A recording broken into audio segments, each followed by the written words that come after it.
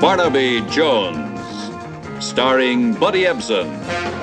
Also starring Lee Merriweather, with guest stars Claude Akins, Neva Patterson, Lou Frizzell, Dabbs Greer, James Luisi. Tonight's episode, Murder Go Round.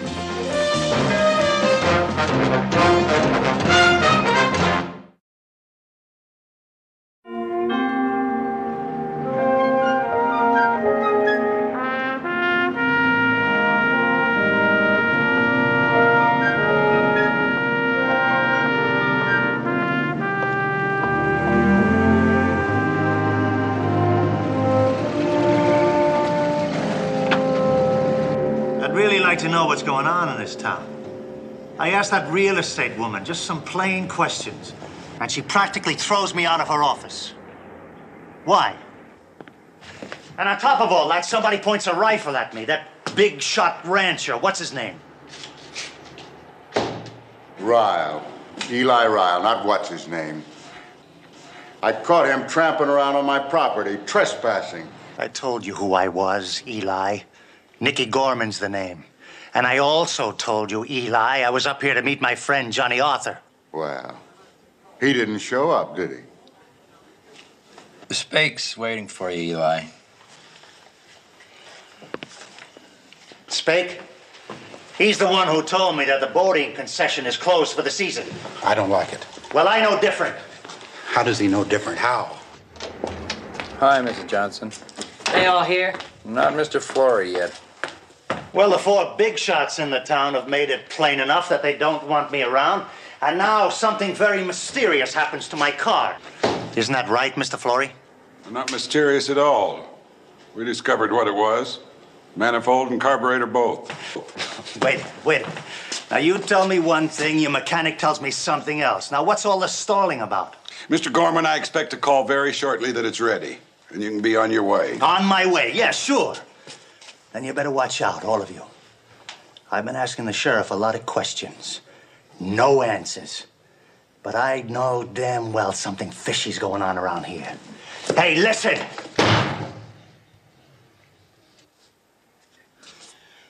The only thing I can't figure out is if they all want me out of here so badly, how come all of a sudden my car goes on the blink? Mr. Gorman, nobody's trying to keep you here in Parker Junction. You're just upset because your friend Johnny Arthur didn't show up for that hunting and fishing you planned. You're just upset.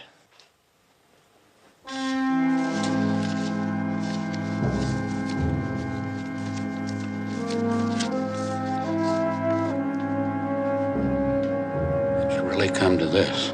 We agreed.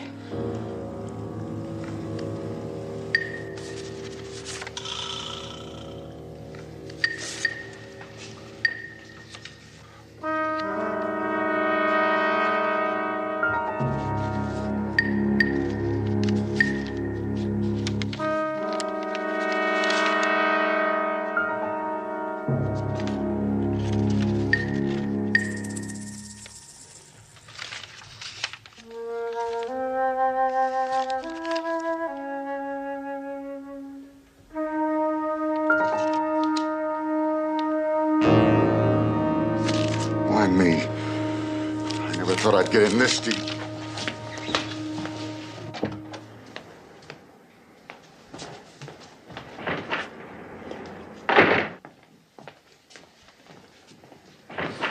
Now, what's that all about?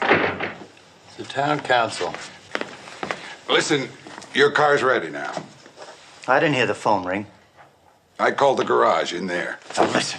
I want to know what's going on in Mr. here. Gorman. Come on, tell me! Mr. Gorman, pick up your car and leave town. Go on.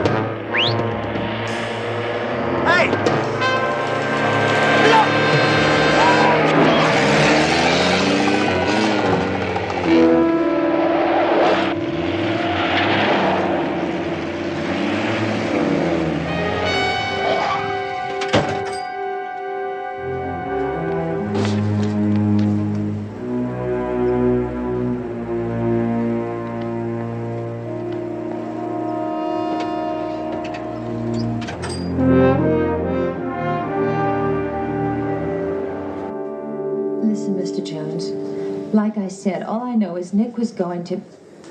Well, he said he was going to meet Johnny Arthur. He's an old friend. Someplace in Northern California called Parker Junction. Oh, yes, I know where that is.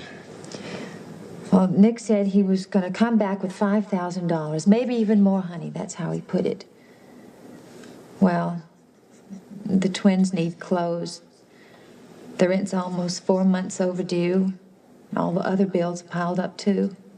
So naturally, when I asked him about it, and he said, "Don't worry, honey," I tried not to.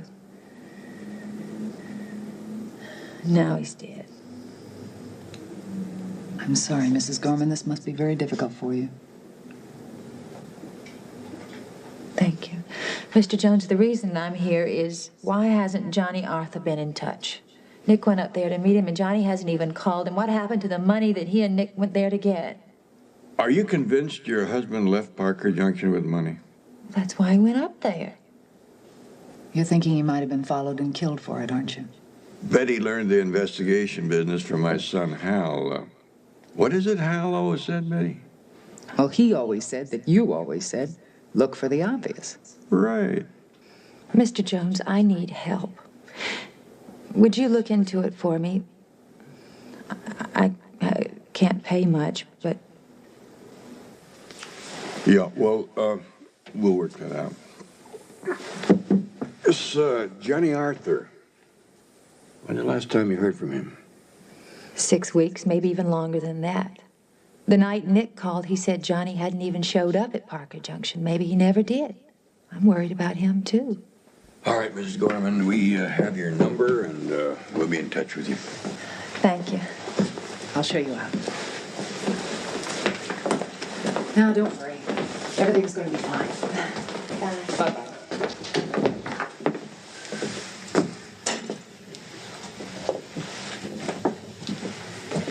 Barnaby, what if it was a hit-and-run accident? What if there wasn't any money? What if there was? I want you to dig up back issues of newspapers from Parker Junction and around there. How far back? 6, 7 weeks. Any story that smells like quick money. And get a full report on the hit-and-run accident. And I'll call you from Parker Junction. What do you really hope to find up there? A lake. What? I never did get a chance to try out that new fishing rod you gave me. There's a lake right out of town there. One other thing. The driver who ran down Gorman might have enough insurance to cover a death benefit for the widow of the victim. If you find him. Confidence, Betty. Confidence.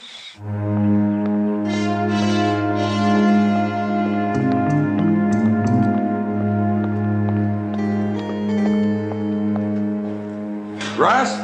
Is that you? Yeah, it's me. What do you want? We alone? Well, yes, we're alone. What do you want? Well, you know, when you had me gimmick that fella's car to stall down the road, well, I've been thinking $500 is just not enough. I mean, 10 times 500 is more like it. $500 is plenty. No way, Mr. Flory. I have to get back to the store, Russ. I'll talk to you about it later. Well, you'd better.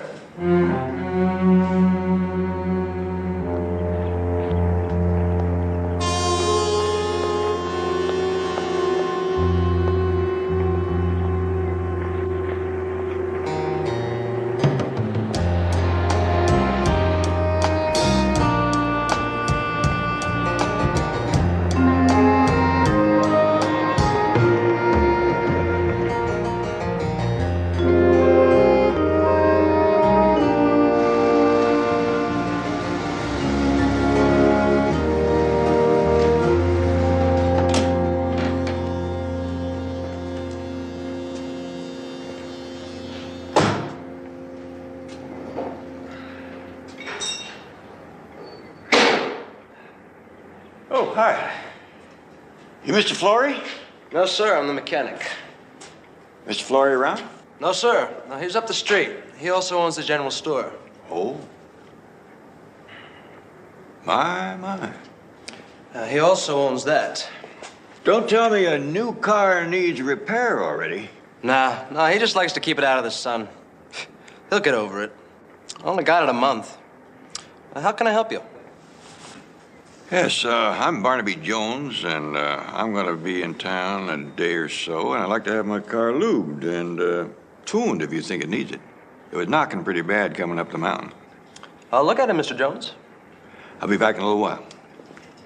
Oh, you happen to know who in town is in charge of issuing fishing license renewals? Mr. Flory does that, too. Who else?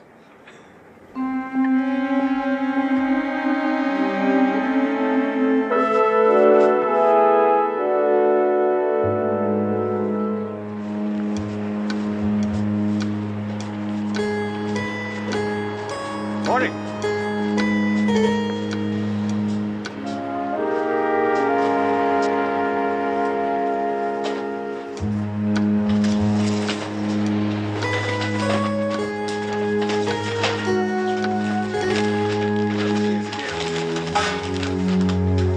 Yes, sir. Mr. Flory? Yep. I'm told you're the man to see about getting a fishing license renewed.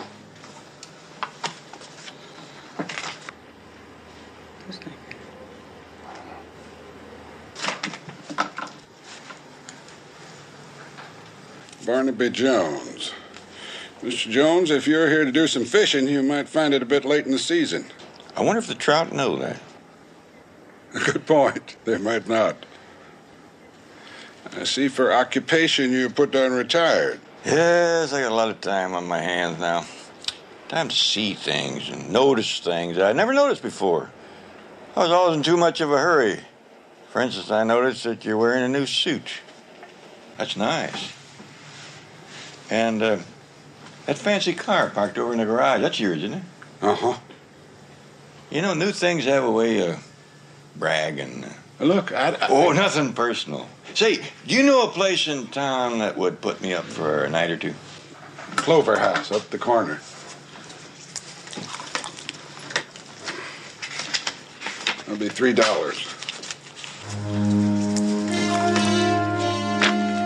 Much obliged.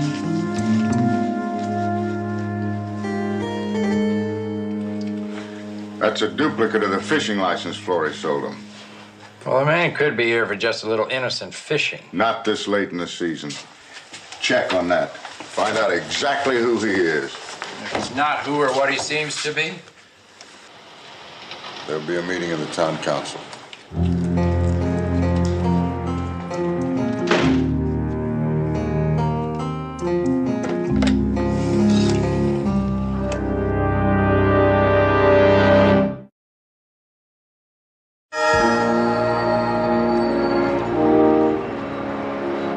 Barnaby, I checked back 2 months on news from good old Parker Junction. I am now a fountain of information on 16 marriages, who gave what parties, football scores. But, Barnaby, there were no truck heists, bank robberies, kidnappings, nothing. Not even one wife beating. I'm sorry, I guess that isn't much help, is it? You guessed, it isn't. Oh, do you want me to do anything else? Yeah.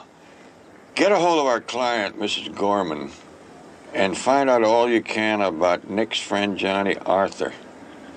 That's the one that's been missing 6, 7 weeks. No, I already did that. Nick and Johnny Arthur were in the service together. Paratroopers. They were buddies, hellraisers. That's about it. Listen, I'm going up to Sacramento this afternoon to get a full report from the state police on the hit-and-run accident. I'll tell the answering service to pick up, okay? Check in at the Starbright Motel up there. I'll call you. All right. Hey, be careful. All I'm going to do is a little fishing.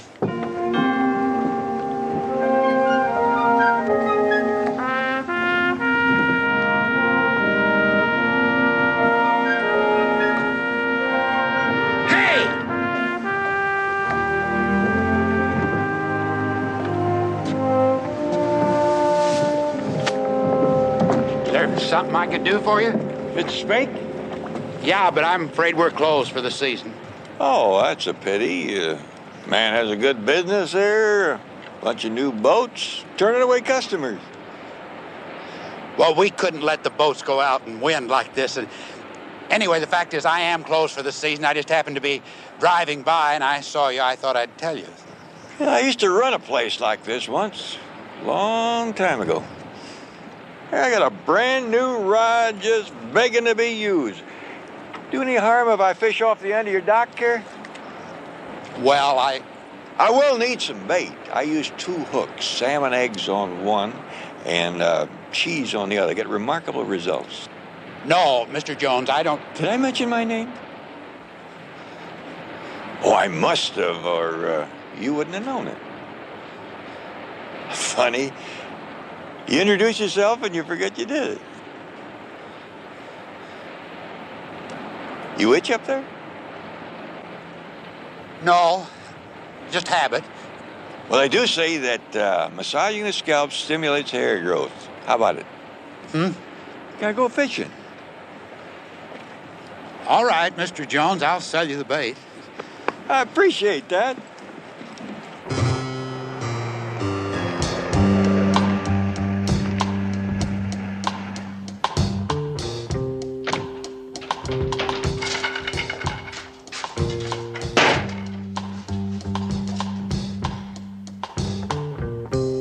Is there something I can do for you?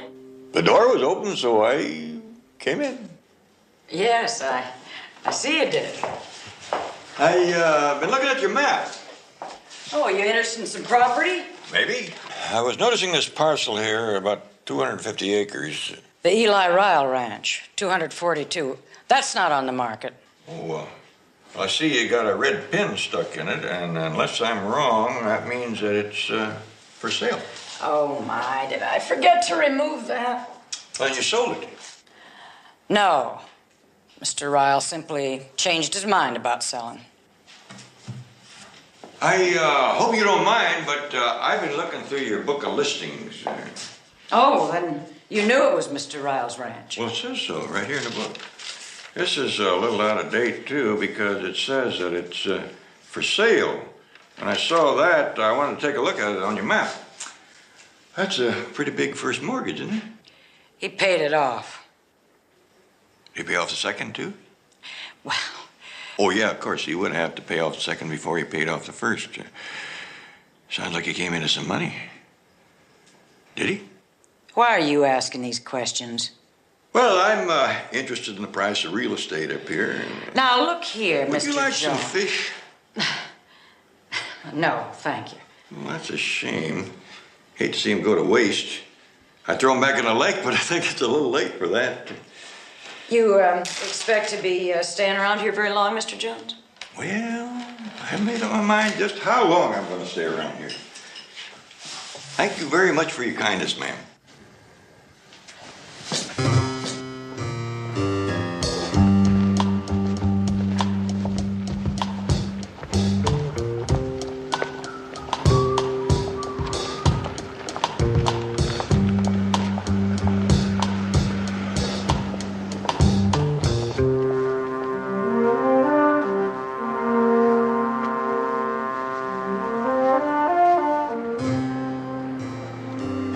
I just admired your car and those private license plates. I always wanted to get some of those. But my daughter-in-law, who worries a lot about me and keeps the books, keeps pointing out that we could use the $25 for better things. It's real nice. New? A few weeks. Real nice.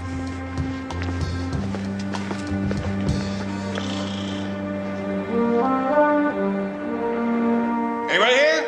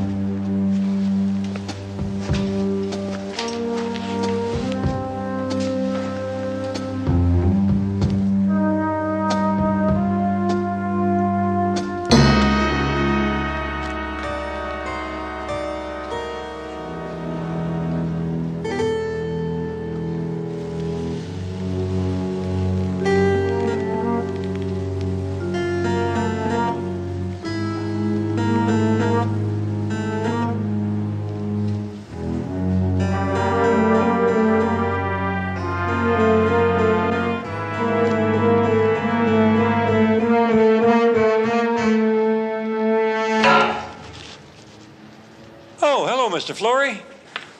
I didn't see you. No, I guess not. I was looking for your mechanic. Oh, Russ quit yesterday afternoon. Just like that? Well, it's off-season, not much business. It's hard to keep a regular mechanic this time of year. And I guess I won't be able to find him. I mean, to fix my car. No, I'm afraid you won't. That's odd. When I was here yesterday, he didn't say a word about quitting. Well, that's the way it goes. They get a notion in their heads and off they go. Wonder what kind of a notion it was. You might as well take your car. Yeah, I guess so. I thought I'd have a look at the real estate up here.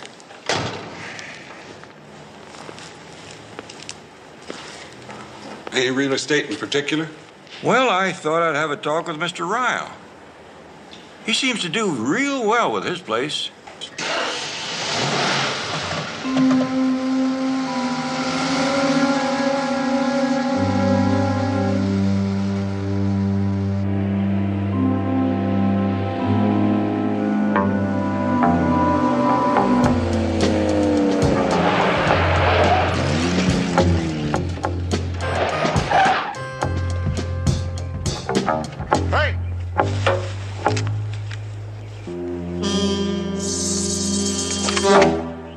You're trespassing. You don't have to shoot me, Mr. Ryle. I'll come along peaceable. What are you doing on my property? Well, I heard it was for sale. I couldn't raise anybody at the house, so I thought I'd just look around. Well, the ranch is no longer for sale. Oh, everything's for sale at the right price. Why don't you just get the hell out of here? You always this friendly? To trespassers, yes, that's exactly how friendly I am. Well, in that case, a fella could get himself killed just walking around on your 242 acres, especially if he was a stranger. Is your boy Mr. Ryle? Yeah. Oh, I'm Barnaby Jones. What's your name? Eddie. Hi, Eddie. Very happy to make your acquaintance. Kind of late, isn't it? What time is it? Oh, 3:45. Oh, it'll be dark in no time. Sorry to bother you, Mr. Ryle.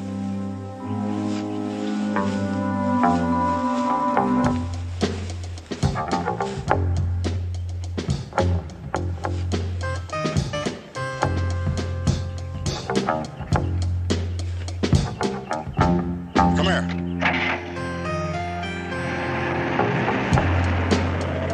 I said come here.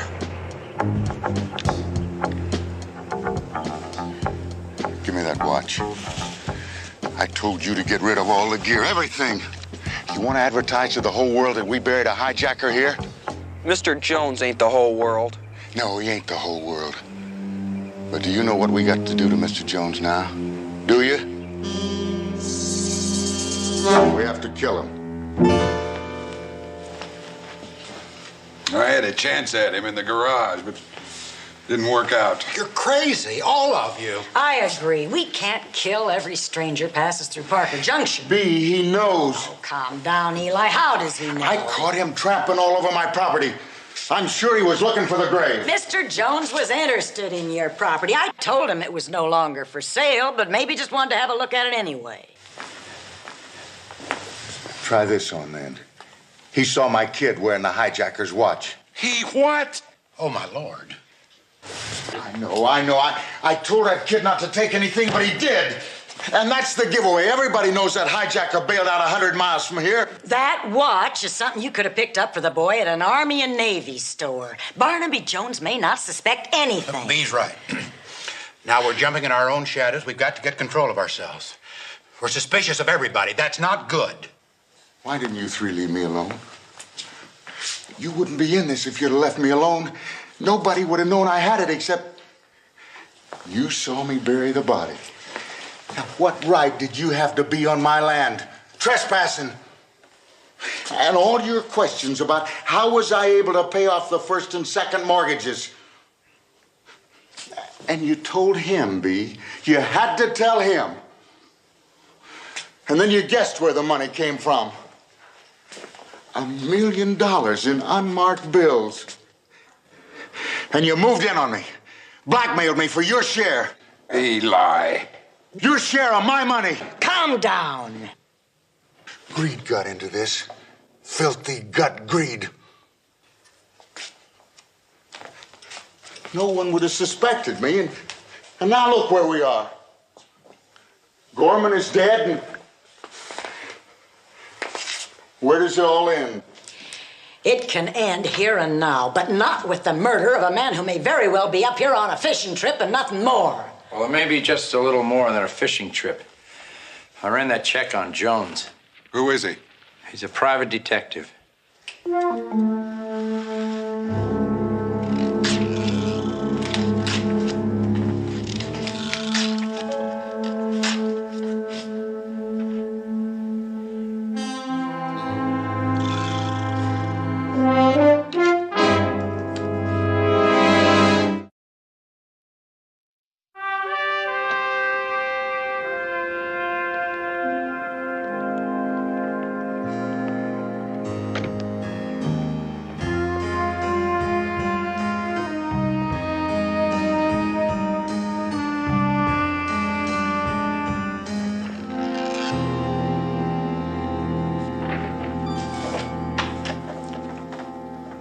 Oh, hi, Sheriff. Say, it just occurred to me that I probably should have laid my cards on the table when I first got here. I'm a private detective, and I'm working on a case.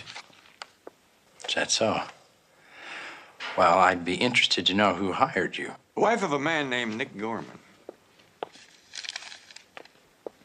A hit-and-run victim. Yes. Ms. Gorman got a copy of the police report of the accident, but it didn't satisfy her, so she asked me to look into it. Well, it's very tragic, Mr. Jones, but there's nothing to look into, really. I received an eyewitness report that a Cadillac struck and killed Nick Gorman. Coffee? No, thanks. Who was that eyewitness? Eli Ryle. He has a ranch nearby. Oh, yeah. He's the man that drives the Jeep. Yeah, I met him today. Did he get the license number? No, I'm afraid not. That car was really traveling. I took out after it, but I had too much of a head start. I reported all that to the state police. Oh, it sounds pretty thorough. Guess that kind of wraps it up.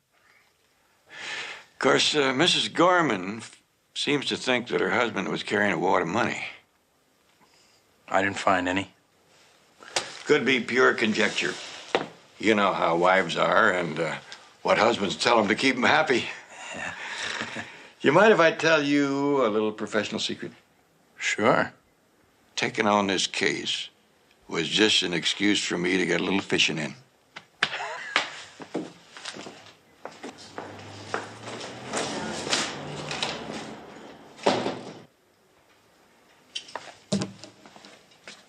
Did you hear that? I suppose you believed him? Well, you people don't believe anybody. That's right. We got a check on every outsider coming in here, and he's smart enough to know that. Identified himself to throw you off. Well, he didn't throw me off. And you four aren't putting me off another day. Sheriff wants his cut of the money. Yeah. Well, how long do you expect me to stand by for a string of homicides? Hit and run or any other kind? You'll get your money. You bet. I'll see to it, Sheriff. I'll see you get it. You'll see to it. You people make me sick. A private detective gets here and you have sudden riches showing all over town. He's not an idiot. Now, I don't know which one of you got the X this time, and I don't want to know. But whoever it is, better not miss. The coroner reports that when Gorman was hit, his body made violent contact with the vehicle. A Cadillac. Well, Mrs. Jones, there's now a serious question about that. There was glass from a headlight all over the road, and the lab's been putting the pieces together. Some of them as tiny as slivers, so it's quite a job. It might not be a Cadillac headlight, huh? We don't know yet. But we suspect it's too big for a Cadillac. A car like that has double headlights. and the glass covering each is approximately 6 inches in diameter. The headlight now being reconstructed in the lab is considerably larger. Really? A single headlight with a dual beam.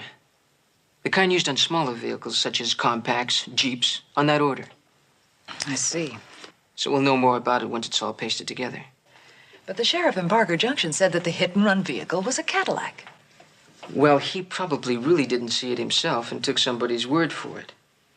These accident witnesses are wrong half the time. Now, still, that's no excuse. Hit-and-run is a serious felony. Right. Well, thank you very much. You're welcome. Say hello to your father-in-law for me. I'll do that. Bye-bye. Bye-bye.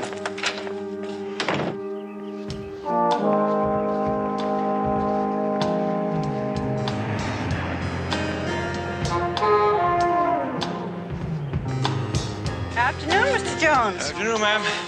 Just Molly. Everyone calls me Molly. Have a nice day? Awful.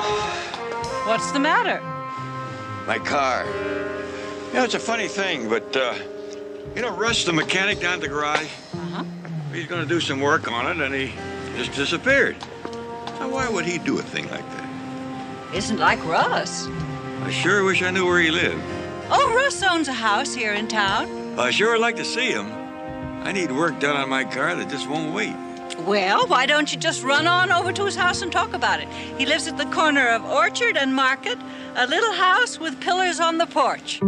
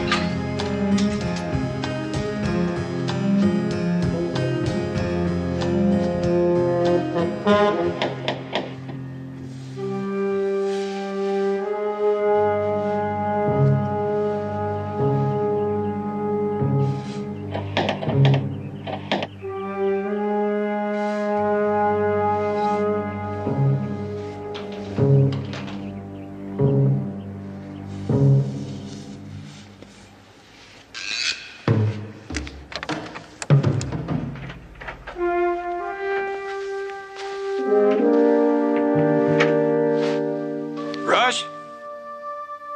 Anybody here?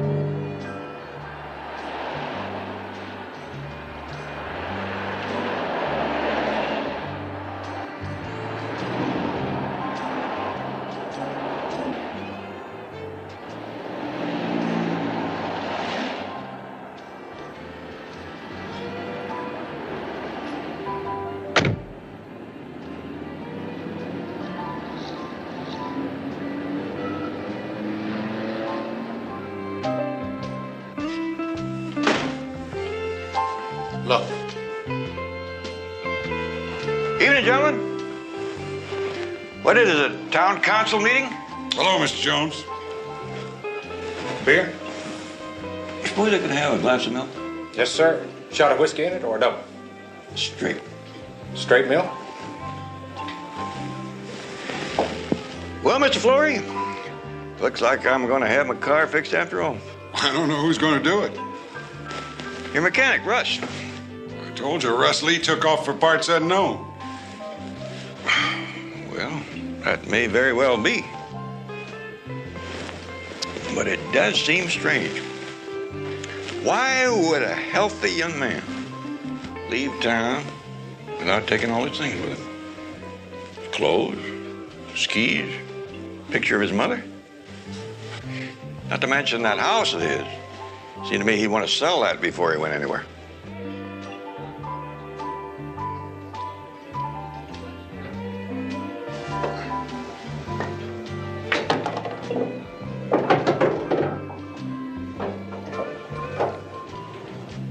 use, Mr. Spake. What's no use? You're never gonna grow hair up there. Yes, sir. It looks like Russ is still around. He's gonna be at work bright and early in the morning. Of course he will. What were you doing at Russ's place? Well, I had a fool notion I could get my car fixed tonight. There's nothing wrong with your car. Did Russ tell you that? Yeah. Well, that's good. Spake, you gonna play?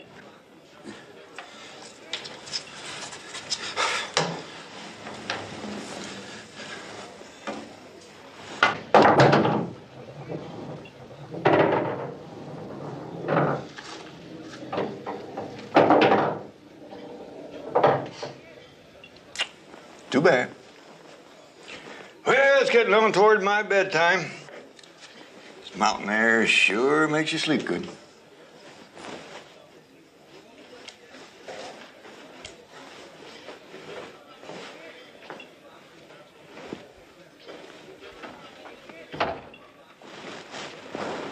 What owe you? 15 cents. Keep the change. Thank you, sir. Russ tried to blackmail me. He tried the same thing with me. Wanted more than the 500 I gave him, a lot more. 10 times 500, but I didn't kill him. I suppose tomorrow your kid will have a wristwatch on the other arm. Now, you shut up.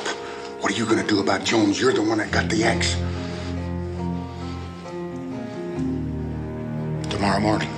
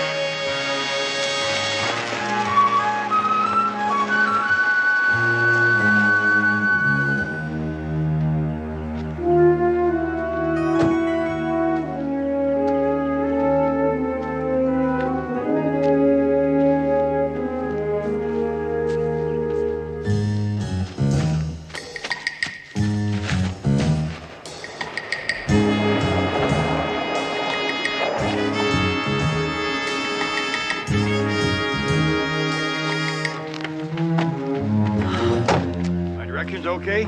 Oh, well, let's just say I'm here. What's going on? Well, when I called you in Sacramento last night, you told me that the hit-and-run car that killed Nicky Gorman was not a Cadillac. Yeah. Well, they think it's some sort of compact or Jeep, maybe. Well, yesterday, I saw a Jeep with what looked like a brand-new headlight. At least the other one was all spattered with mud. Are you saying you know the identity of the driver of the hit-and-run accident? It wasn't an accident. He was murdered. I'd say so. Betty, there is new money around here. A man named Flory, a real estate woman, both driving big, expensive new cars. There's a rancher with a great big mortgage, all paid off. New boats on the lake. New money. It sort of... Sticks out a bit. Yep. Yeah.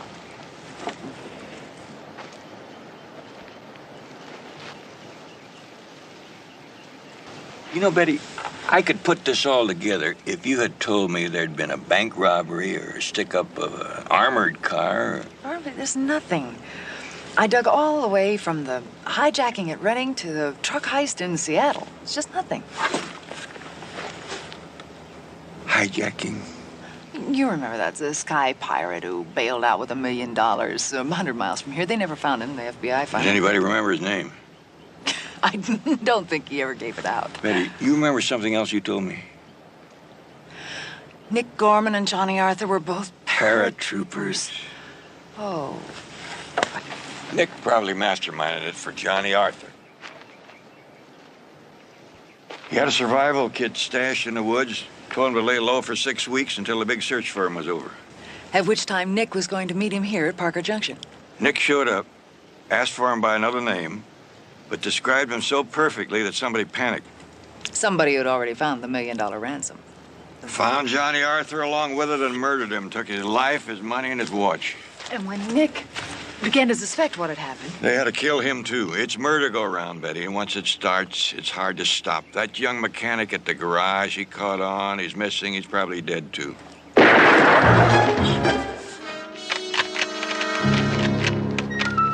you all right? No, I'm scared silly. Let's get out of here. Okay. No, your car. Let's hope he's watching mine.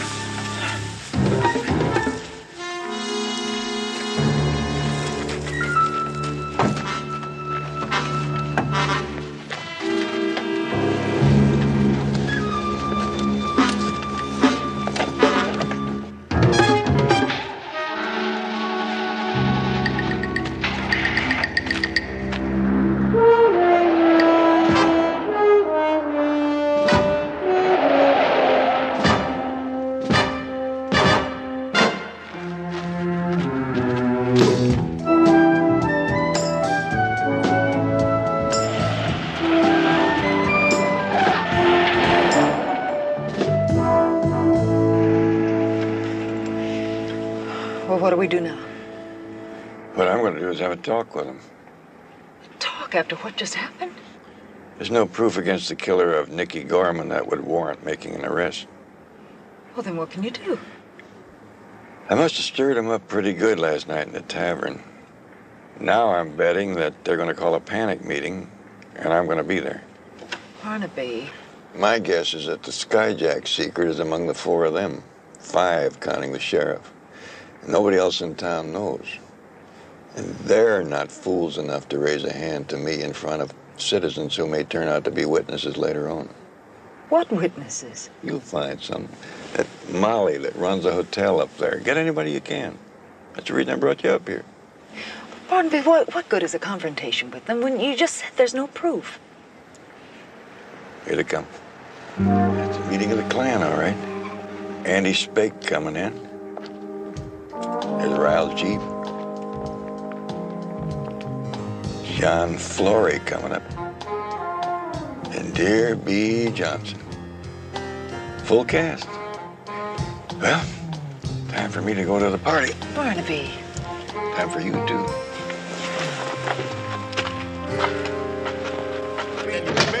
I couldn't help it. Shouldn't have left anything. Would you listen to me? Would you listen to me? Just 1 minute. Listen to me. Look, I had him right in the sights. This woman drove up in a What car. woman? How do I know? If you had him right in the sights, why didn't you Look, just she pull kept the driving. trigger? Look, she'd move one way. Then he'd get up and he'd walk around the difference does it make if you Listen, I was trying. I did the best I could. Well, the best wasn't good enough. You do it.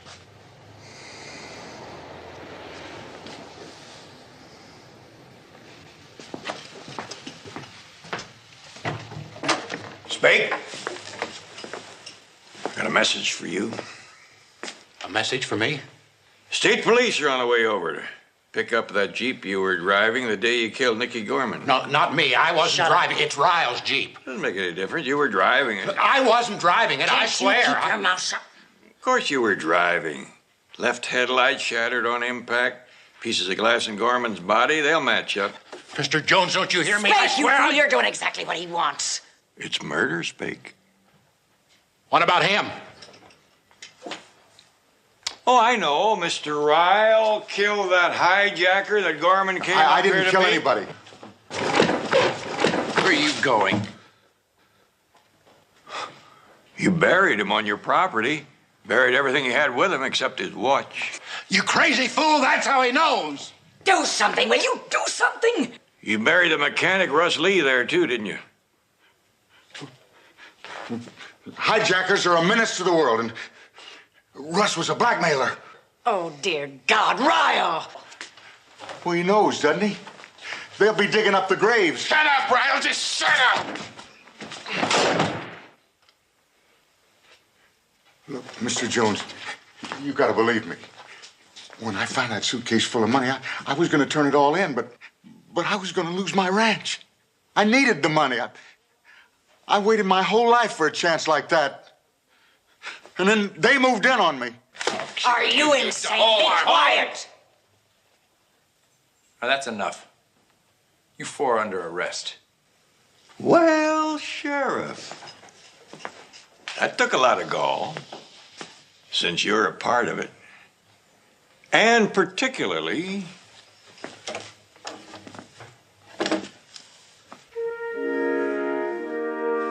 since we have an audience. Come on out, see for yourself. They heard every word. The whole confession. All the squabbling about who killed who. Oh, Mr. Flory, if you're thinking of going out the back door, it won't do any good. Why don't you join us?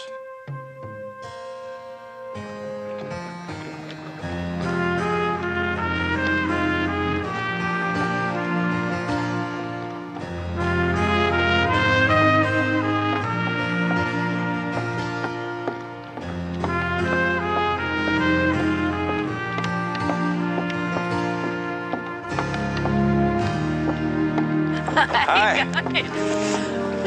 How you doing? Fine. Did you catch anything? Not a nibble. Ah, that's too Want some bad. lunch? Yeah, don't mind if I do. Well, You were right. Eli Ralph did carry liability insurance, which means that Helena Gorman stands to collect about $20,000. And we stand to collect a little fee. did you call her? Of course I did. Right after a judge formally charged all those involved. Including the sheriff. Yep.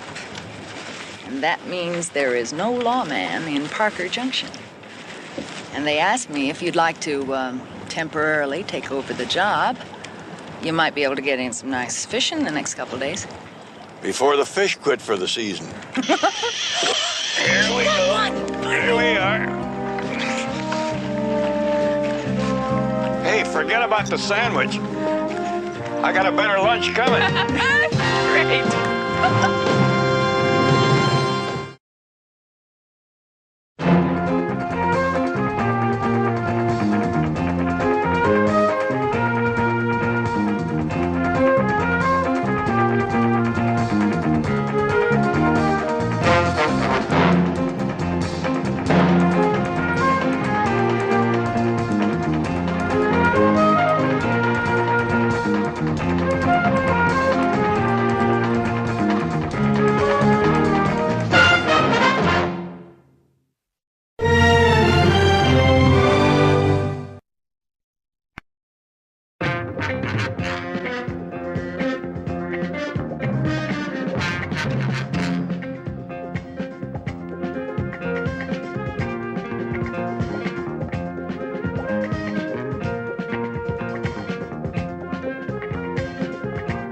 Barnaby Jones, a QM production, starring Buddy Ebsen, also starring Lee Merriweather, Mark Shera, with guest stars Carlos Rivas,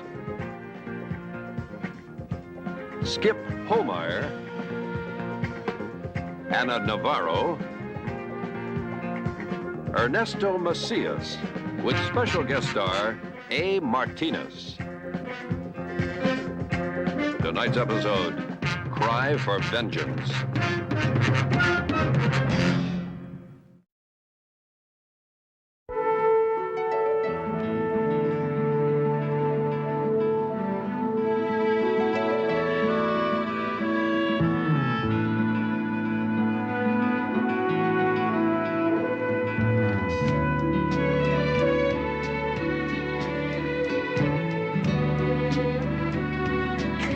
Higher, Jimmy, come on, higher! Push! Push, come on!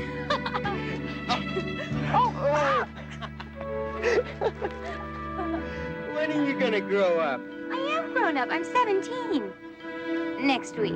Big deal. Oh, come on, come on. Hurry up, come on, Jimmy. Right.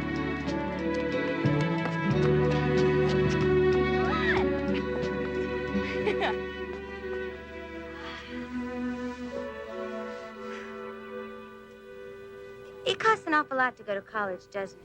So you get a scholarship. Do you think I could? Hey, if I can, anybody can. Anyway, next year I'll be a CPA. And then I'll be able to help you. Some. Just some.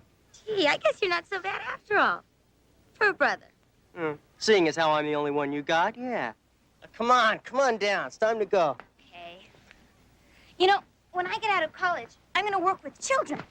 Mom says that I've got away with kids. You got away with it, that's for sure. The slide. Tina, it's time to go. Oh, please, just once. Hurry up. Okay, Come on. okay, Come on. Okay.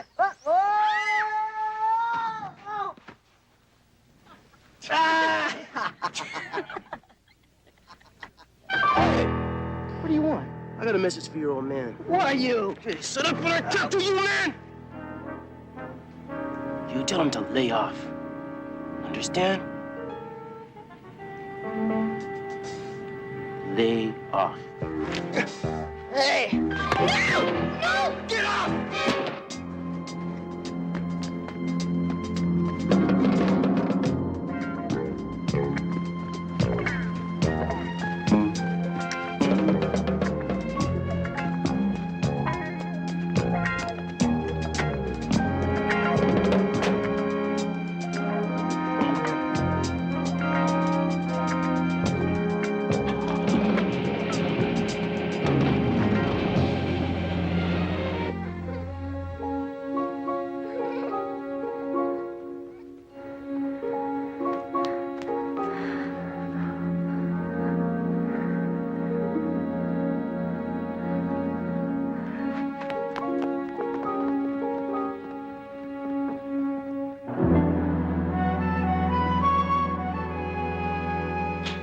Betty, any phone calls?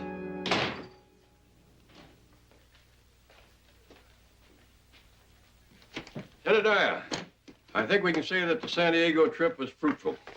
Did you get the depositions? Yeah, and the police report and the bank statement. Good. We should have this thing wrapped up and... What's the matter?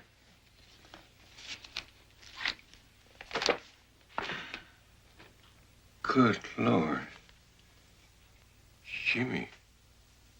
And Tina? Barnaby, we tried to reach you in San Diego. You'd already left. Are they both dead? No, just Jimmy. Barnaby, the funeral's this morning. Services start in less than an hour at Santa Luisa Mortuary. You can probably make it. Traffic isn't too bad.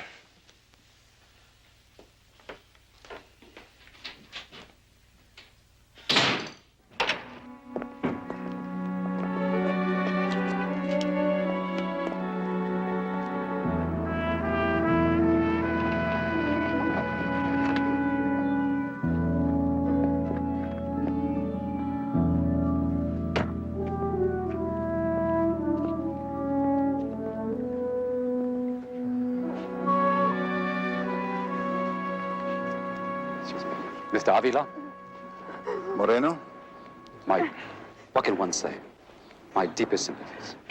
Thank you.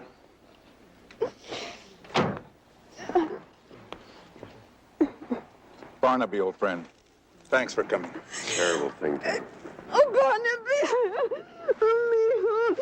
My son.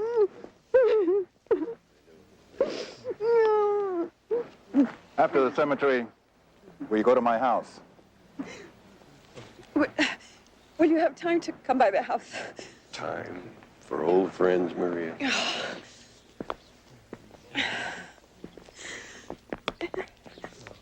Hello, Barnaby. Hey, Fred. Seen you in quite a while. Yeah, it's a sad way to renew an old acquaintance. Avila, could I see you for a minute? I'll be right with you. I'm sorry to intrude at a time like this, but there's something that has to be said.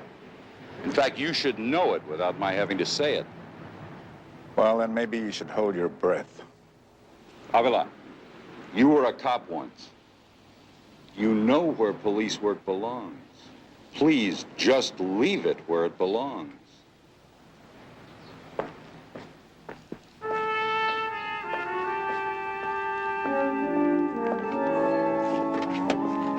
Nice funeral, huh, CJ? I think I'll skip the graveside stuff. I want to talk to you.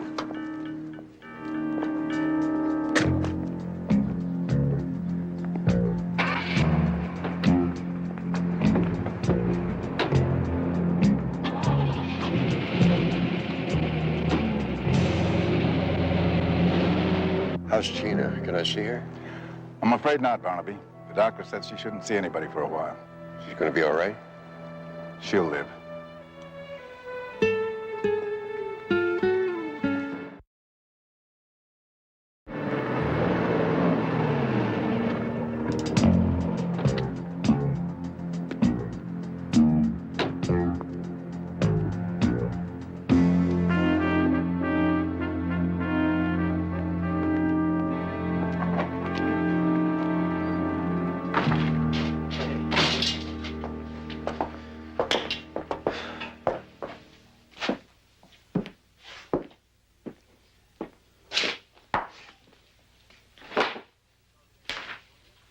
So what's this, man? You called me over here to ignore me? Let me ask you, Sierra. Do you like putting away a couple of $1,000 easy money every month? It beats spit. Even if it's only half of what you take. Now you listen to me. And you listen to me good. Nobody does nothing until I say so.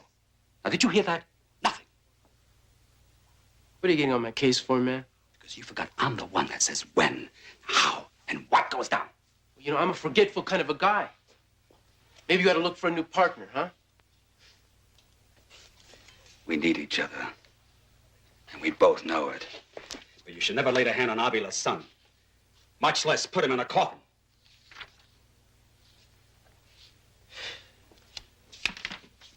Yeah, I don't know about that, man. It's hard to figure out. You know, I only meant to work him over. And showing up at the funeral. The sheriff was there.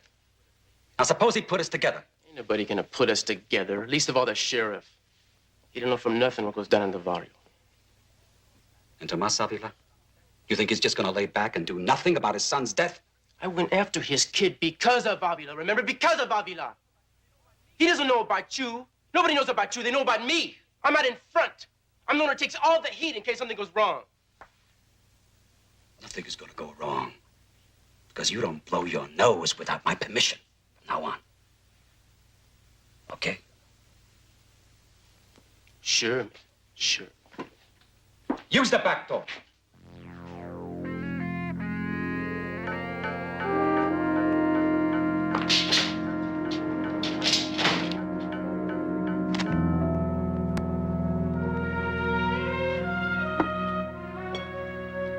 He was so gentle. Not rough and unfeeling like the others. He was so proud of his little sister. Damn it. I know who did it. Barnaby, you must talk to Tom. He respects you. He'll listen to you. I begged him not to do anything wrong, but he doesn't hear me. He's full of anger now. He'll calm down. After more killing? I don't want to lose my husband too, Barnaby. Talk to him. Reason with him. It was meant for me, not for Jimmy.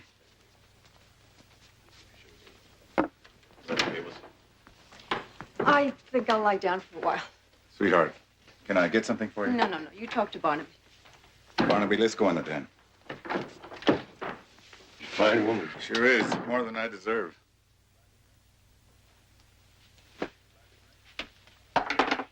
Would you like a drink? Well, no, thanks. You go ahead. No, I don't think so. Maria is worried about you. What you might do. Yeah, well. I couldn't help overhearing you say that you knew who killed Jimmy. I don't know the name, but I know where to find it out. Did you tell the sheriff? Wilcox? You don't know how things are here in the barrio. Muggings, assault, robbery, and the sheriff does next to nothing. I've got a group together that moves into trouble fast. Those people that just left? Yes. We're effective, Barnaby. We've earned the respect of the people. They look up to us when they need help. Sometimes a thing like this has a way of getting out of hand. Hello? Yeah? Hoodlums? What's the address? Okay, I'll be right down. You want to see how things are in the barrio, Barnaby? Come with me, I'll show you.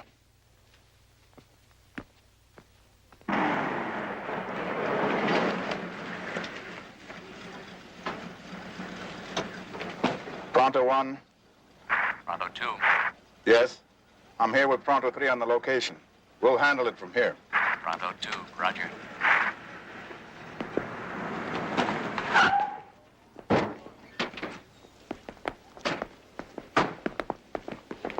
Avila. David Alvarado, my friend Barnaby Jones. I'll take the bag. Put that away.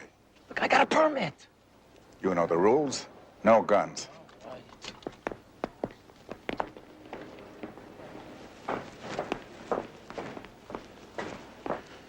Like old times, huh, Barnaby? Last door on top.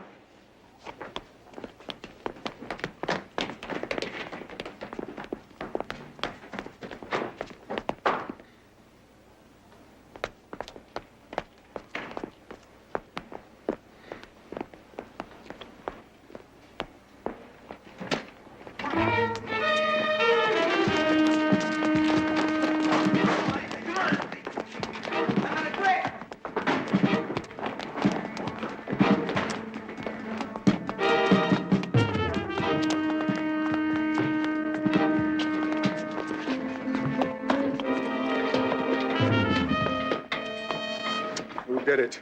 Who killed my son? No hablo inglés, Papa. Look, punk, I'll give you 3 seconds. Take it easy, Tom. I'll call the sheriff. Stay out of this, Barnaby.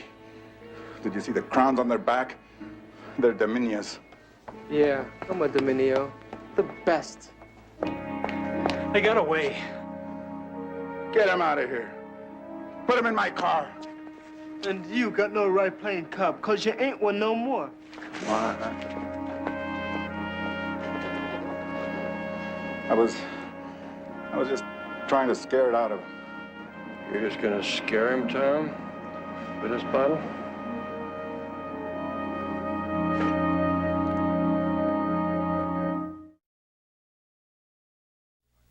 Is this gentleman the complainant? Right. Don't worry, everything will be all right. All you have to do is sign a paper. Just see Officer Gordon, please. Avila. The boy claims that you assaulted him. Boy? He's no boy. He's a culebra. A snake. All the same. There are no grounds for the charge of assault. I was there, Fred. Are you satisfied? Okay. If I were you, my guts would be tied in a knot. Just don't step over the line. Don't do anything that'll make me lock you up. Your concern is very touching. But tell me one thing. What are you doing to find the killer of my boy?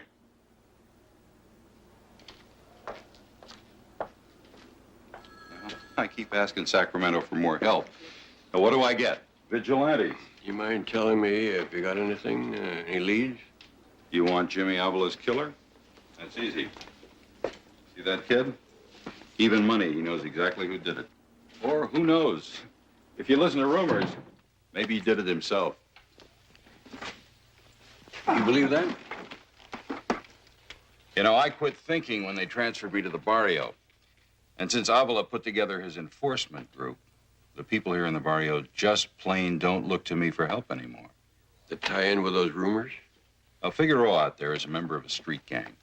Okay, they call themselves the Dominios. That means Supremes or something like that. Okay, the rumor is that they had a little protection thing going. They were extorting money from the shop owners. Now, the same rumor says that Avila snagged some of the Dominios and he roughed them up pretty bad. And Jimmy Avila's death may have been a reprisal. Yeah, but I can't arrest anybody based on rumors. You talked to Tina? She didn't see the killer's face. She said he had on a ski mask and that he had a gun. Now, Jimmy Avila was pistol whipped. That's all you got from her? Well, she was in pretty bad shape. Look, Barnaby, You're Tom Avila's friend. Tell him to stay out of this. Because if he doesn't, he's headed for real trouble.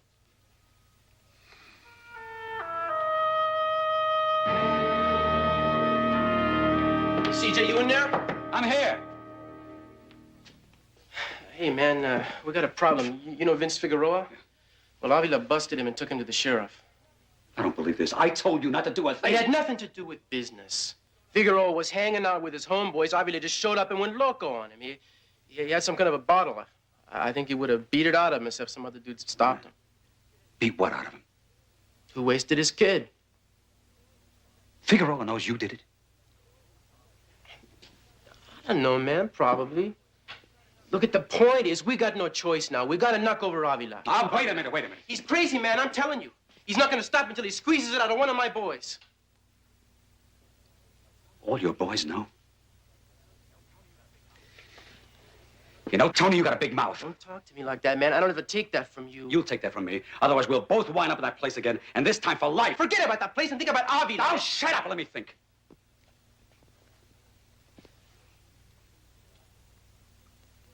Okay. Avila goes. But not your way. First, we spring Figueroa out of jail. How are we going to do that, man? I have a lawyer that will handle it. Now, that automatic of yours, it's a 38, isn't it? Yeah. It's the kind that a retired cop like Avila would have. So? Take this. It's a 32. It's clean.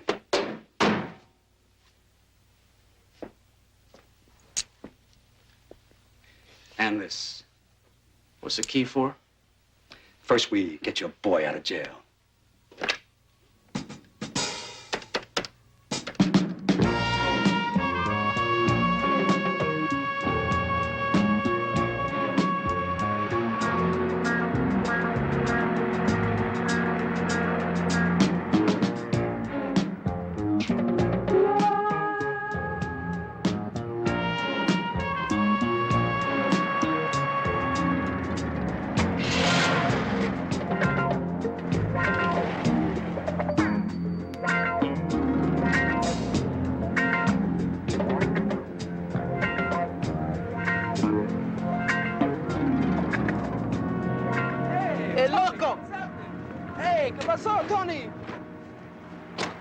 Guess you heard, huh?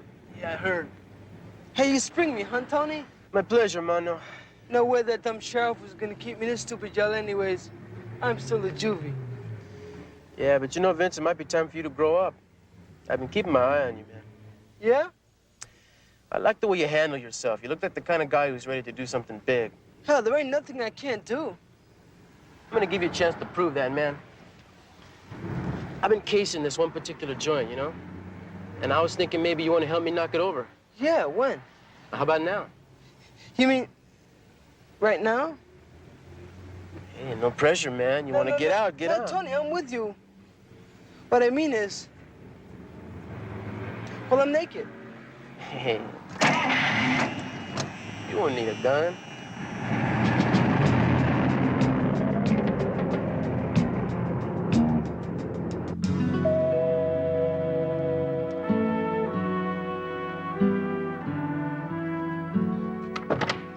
Barnaby, Where's Tom? If you find one of those bunks, hold him for me. I know you did the best you could. You can call me here or by CB in my car. Right. Okay. Mind holding up that cone? What were you doing, lining up the troops? That's what you do in a war. Law and order, Tom. That's for the good guys as well as the bad guys. You're welcome in my house, Barnaby. You know that. But don't interfere in this again. You and I go back quite a spell, Tom. You were a good police officer. Man of honor, especially a man of courage. 2 citations for bravery. Yet there was one department in which you were just a little deficient. Judgment. That lack of judgment that earned you the slug that bought you the early retirement, remember? Disability? I'm as good as any man. Anyway, what good are words? My son is dead. My daughter's in the hospital, and nobody does a damn thing about it. I want justice. You know, justice? That's a strange word here in the barrio. But that's what I want.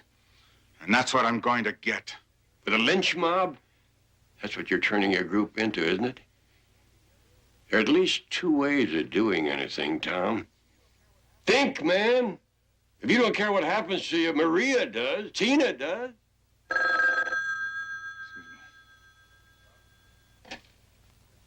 Hello? Yeah, this is Tom Avila. The one who killed your son. If you want him, he just broke into the circus disco. He's there now. Be careful. He has a gun.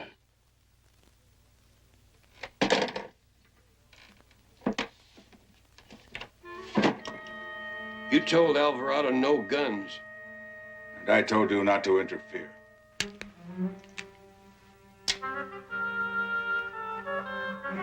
Tom?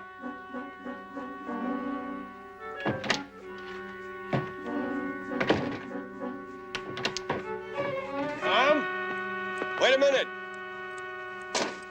Where are you going? Tom?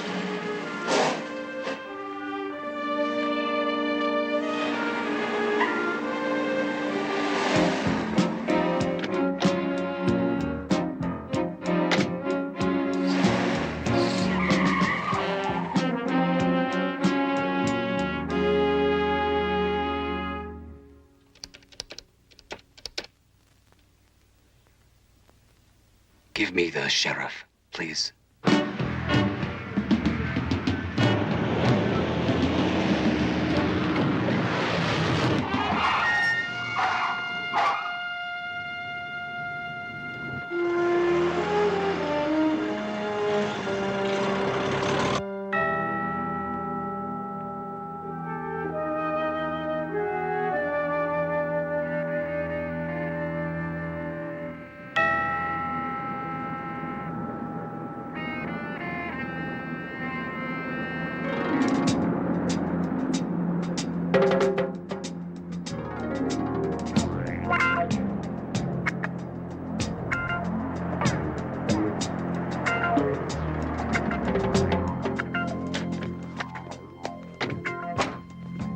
First big job, Tony. Yeah. Okay. What a way to knock over a joint, huh? This is big time, Vince. Keep your eyes peeled, all right?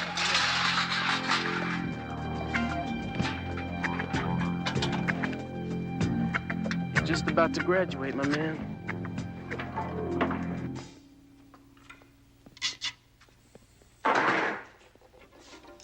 The cash register's down at the end of the floor. Go check them out. Hey, Tony, I just thought of it. Isn't this the joint that closed about a week ago? Hey, forget about that. Just go do it, man. We're in a hurry. Come on.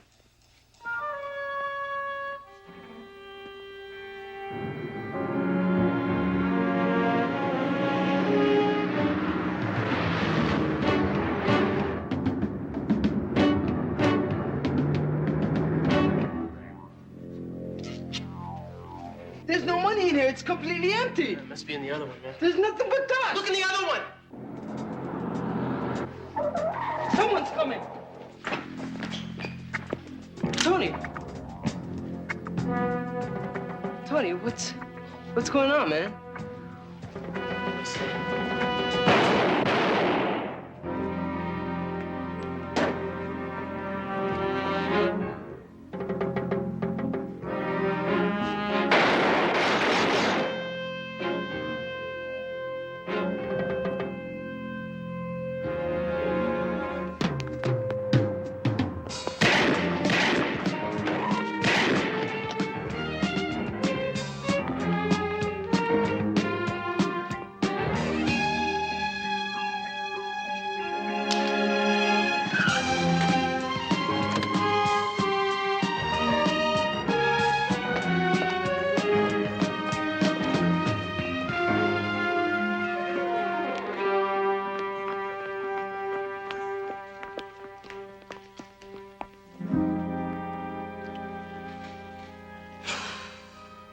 Had to happen, didn't it?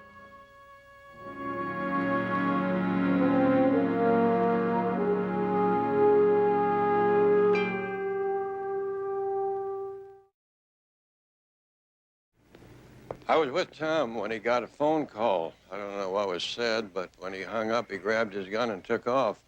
I followed him. I tried to stop him. I got a phone call, too. I was told that I could find Jimmy Avila's killer here. This phone call, did he or she mention their names? No, but it was a man. Well, there's nothing unusual about a tipster wanting to remain anonymous. It seems a little strange that you and Tom would get the same tip. Oh, but we don't know that it came from the same caller. Any more than we know that this young man killed Jimmy Avila. No, that's right. We don't know that for sure. Not yet. He didn't have a gun when Tom brought him in. Incidentally, how'd he get out of jail so quick? He was bailed out. Well, he's a juvenile, wasn't he? Yeah, 17 going on 60. Well, that means you couldn't hold him for more than a few hours anyway. Look, I'm not responsible for the juvenile justice system. Doesn't it seem a little odd that anybody would bail him out if they didn't have to? I don't know what you're driving at, but I do know I got a clear case of murder and a suspect that both of us saw fire into this place. Well, if you saw what I saw, then you know that Tom aimed high. These two came from outside, undoubtedly from Tom's gun. Now, that young man would have had to have been standing on the bar in order to take one of those slugs. You dig around in here, and I'll bet you that every spent slug you find from Tom's gun, none will be found in the victim.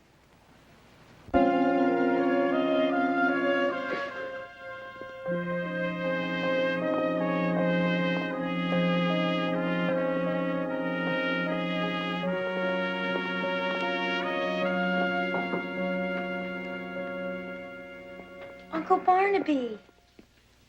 Oh, Tina has been looking forward to that visit, Barnaby. Just as pretty as ever. Oh, I'm so glad to see you. You stay back down there. You're not supposed to move around. You, heard about Jimmy? Oh, why? Who would do such a thing? I know how it hurts, Tina. But I'm depending on you to help me to find out who did it. I told the sheriff. I understand you didn't see his face. No. He was wearing a mask. You know, one of those ski masks? Did he say anything? Yeah. He said a message for your old man. He said, tell him to lay off. What did his voice sound like? Did it sound like the voice of an older man or somebody your own age? Happened so fast. Older. Maybe. I don't know. I'm sorry. How big was he? Was he a tall man or small? He was tall. About 6 feet, I think. Heavy set. Not fat, though. Not like that. He was terrible. He was just awful. Okay. No more questions. It's just fine. Now, the next time I see you, young lady, I expect you to be up and kicking. You understand? Come back real soon. You understand? Where's Daddy? He'll be back later, darling.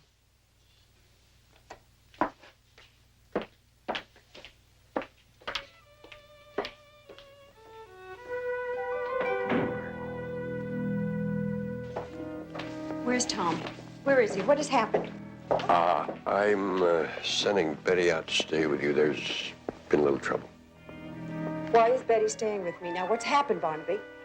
Come on, I'll tell you. Look up and making movies, man. Actor. Can't think of nothing lower than making movies. Sinestra. You're late, vato. Yeah, I had to sneak out. My old man grounded me. Next week, his old man gonna make him dress up in his little sister's dress. Let's take a hike. Me and Peter got some business. Hey, take your jelly beans, man. I'm on a diet. That's some warm beer. It's going down, is he? Well, man, vacation's over. Going back to work. Word is out. Avila killed Figueroa. Yeah, that's what I hear. That's good for us, you know. It gets it off our back. Maybe worrying about the heat. You know why he killed him? He's loco, man. Why else? Because he wants to find out who killed his little kid. I got a feeling he ain't gonna give up until he finds out. And gets who he wants. And how's he... What can he do, Vato? Every cop in the state's looking for him. If they don't find him, if they don't ice him, I'm gonna ice him. That's the least I can do for Vince, no?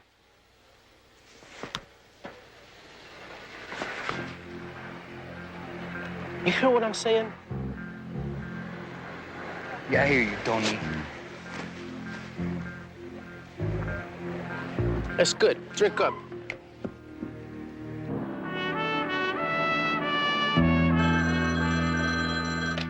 Barnaby Jones Investigations.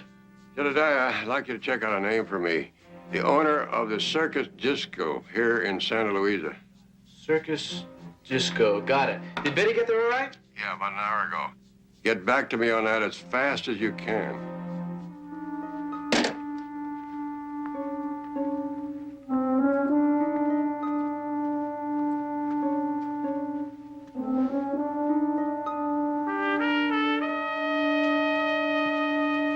How's Maria? She wants to be alone for a while. She's some woman I'd be climbing the nearest wall. Those two men in the parked car down the street, don't worry about them. That's a police stakeout. Barnaby, do you have any idea where Tom is? No, but I have a feeling that when things start to happen, they're going to happen real sudden, like maybe too sudden if I don't get a quick handle on this. Where will you be if I need you? Sheriff's office.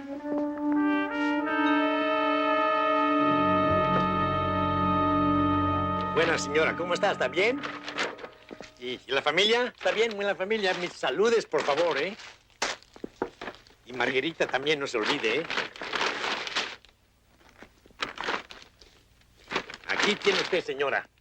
12.50.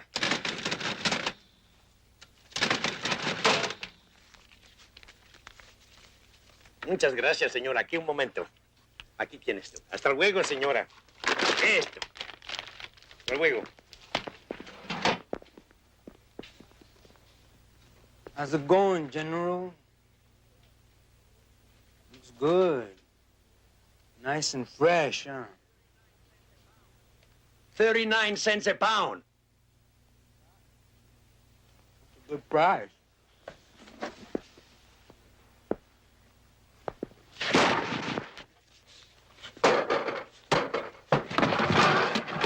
Take them all. Get out of my store. Get away. Not till we talk, Allende. You heard the good news? Your friend Avila's wanted by the cops for murder. It is a lie. Thomas Avila is a good man. Then why is my friend dead? Come on, protection money is up. $100 more. I'll give you nothing.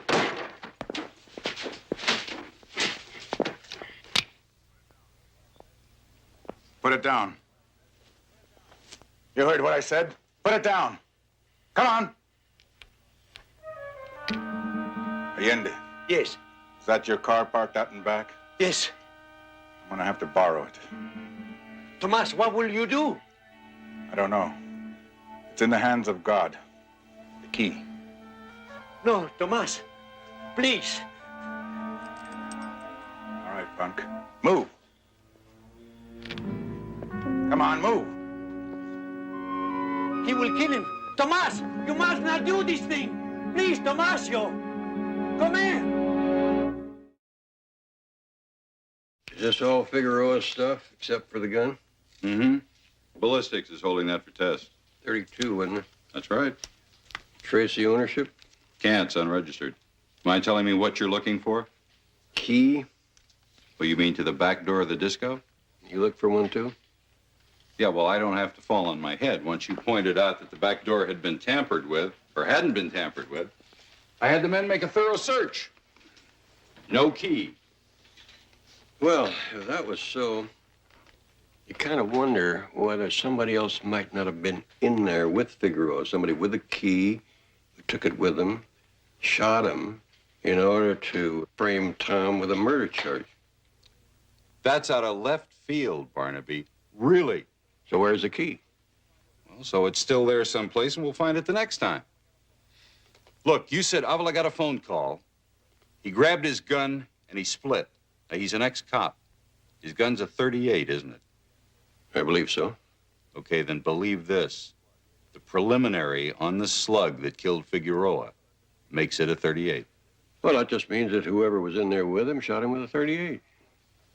Well, when I have Avila in custody, we're gonna test his gun.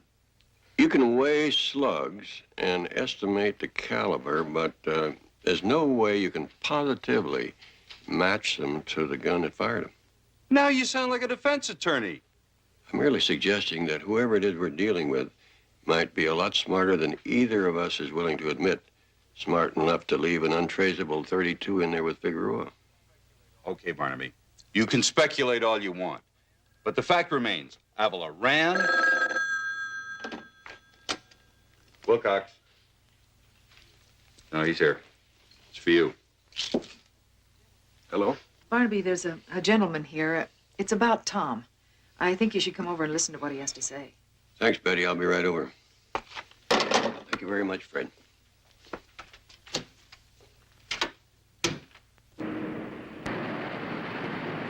Lay off of me, Avila. I told you what you want to know. Tony's gonna kill me anyway when he finds out. I wouldn't be a bit surprised. Let me go! I want it all. What are you talking about? I know, Sierra.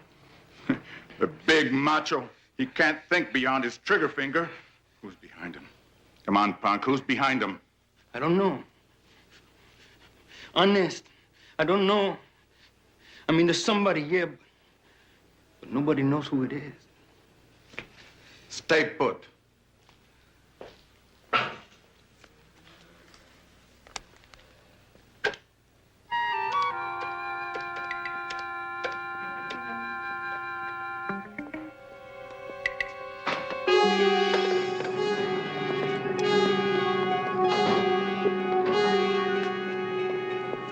He's running down the alley toward 16th Street. Tom? Tom, let me help. No, this one is mine.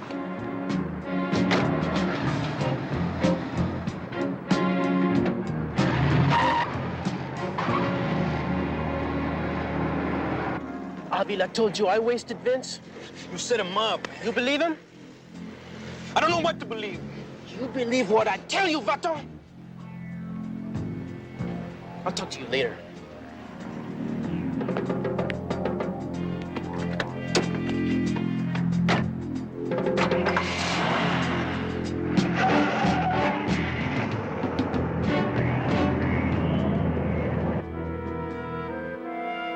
I don't know what I'm doing here. I don't know about these things. Alberto, el señor Jones es nuestro amigo. You must tell him what you know. I wouldn't want to hurt Tomas, but maybe I'm afraid what he do with his temper.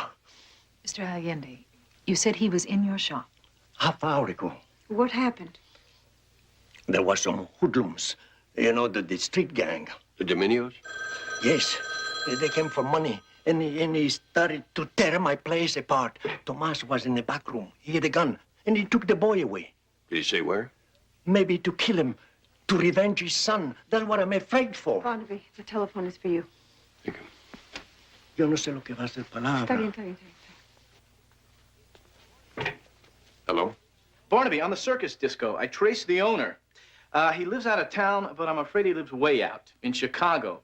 The place has been up for sale for several months, but there are no takers. Yeah, I noticed the realtor's sign on the building. Yeah, Moreno's Properties. It's a local outfit in Santa Luisa. Well, they should have a key. The owner's in Chicago, they might have the only key. Well, Moreno Properties' business license is held by a Charles Julio Moreno. I got Lieutenant Biddle to put his computer to work on that one. Come up with anything on Marino? A bundle. Charles Julio, a.k.a. Carlos J., a.k.a. J. Julio Morales, arrested 15 years ago, Badger game, no conviction. Arrested 10 years ago, armed robbery. He did 5 years on a 2 to 10, and he did hard time in Colorado. C.J. Marino. Thanks, Jedediah. Thank you very much.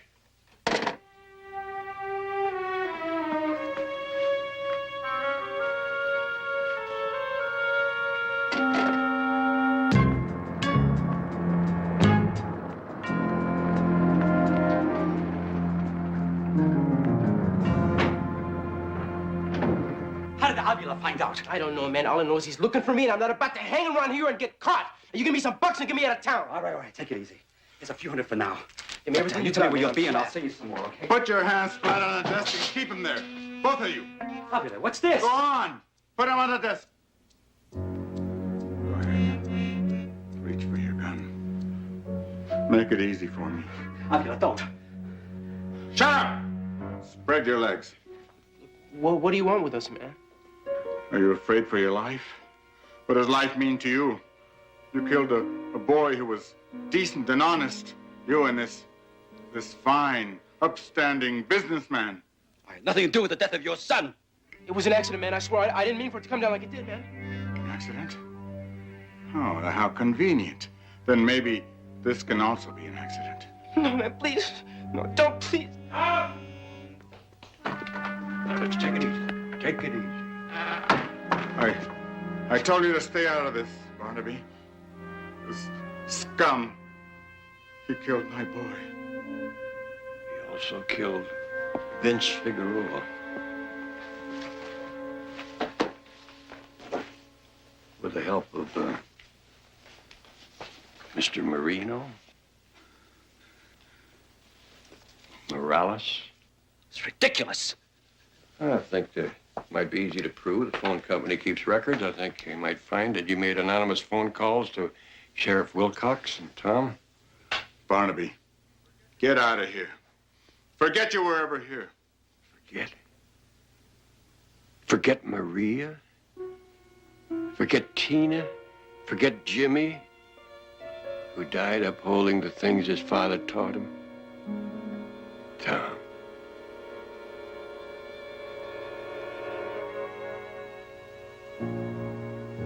Now there's just one thing left to do.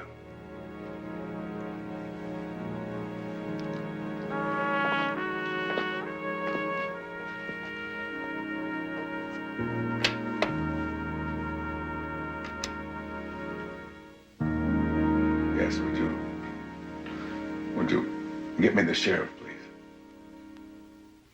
Well, I'm up. I'm not quite ready for any kicking yet, though.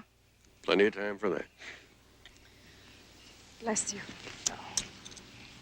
Both of you. Barnaby, old amigo, what can I say? Tom, you don't have to say anything. You got it all right here, the three of you. Family. Treasure it. Well, time for us to be on our way. Bye. Bye. Bye.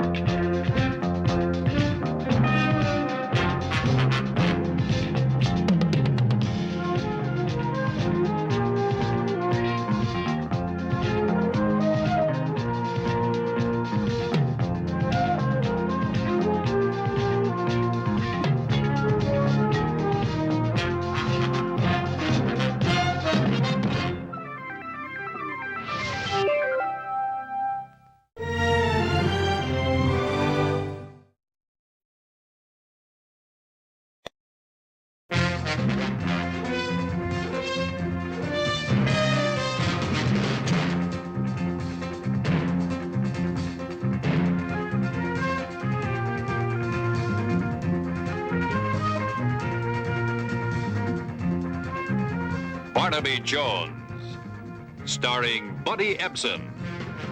Also starring Lee Merriweather, with guest stars John Rubinstein, Hilly Hicks, Catherine Cannon, Joan Hotchkiss, Dennis Patrick. Tonight's episode, Dangerous Summer.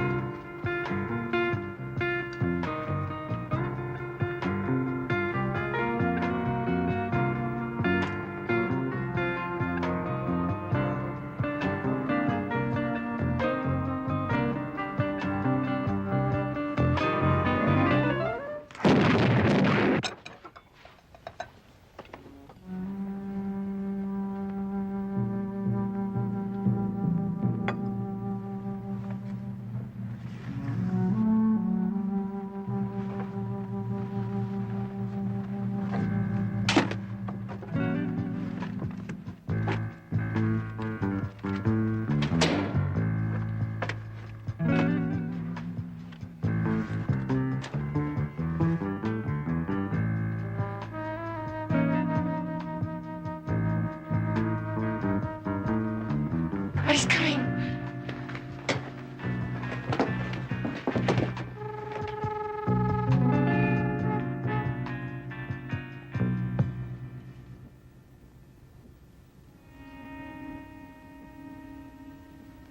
Okay. Whoever's in there, come out slow and easy.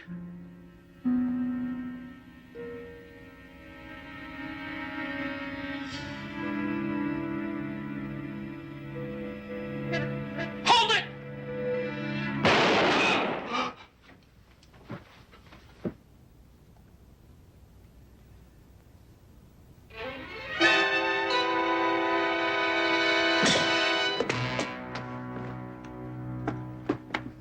No, Chris! What are you doing?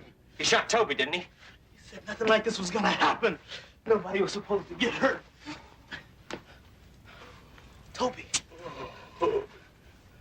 Chris, he's still alive. Burns like fire.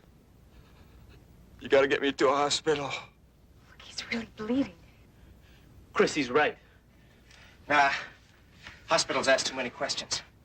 You're gonna be all right, Toby. You're gonna be all right. Chris, we can't take a chance with his life. Take it easy. You know enough to take a little bullet out. Toby, trust you, don't you, Toby? I am not a doctor. You're studying to be. That's right. And at the lab where you work, you have all the equipment you need. Chris, I don't know. You can do it. I would trust you to do it for me. It's okay, Warren. Do like Chris said. I don't want to get you all in the soup. Attaboy, Toby. We'll put you up at my old man's lodge. You can hold hands with Michelle until you're well enough to go home. Now clear up all this gear and get Toby into the car.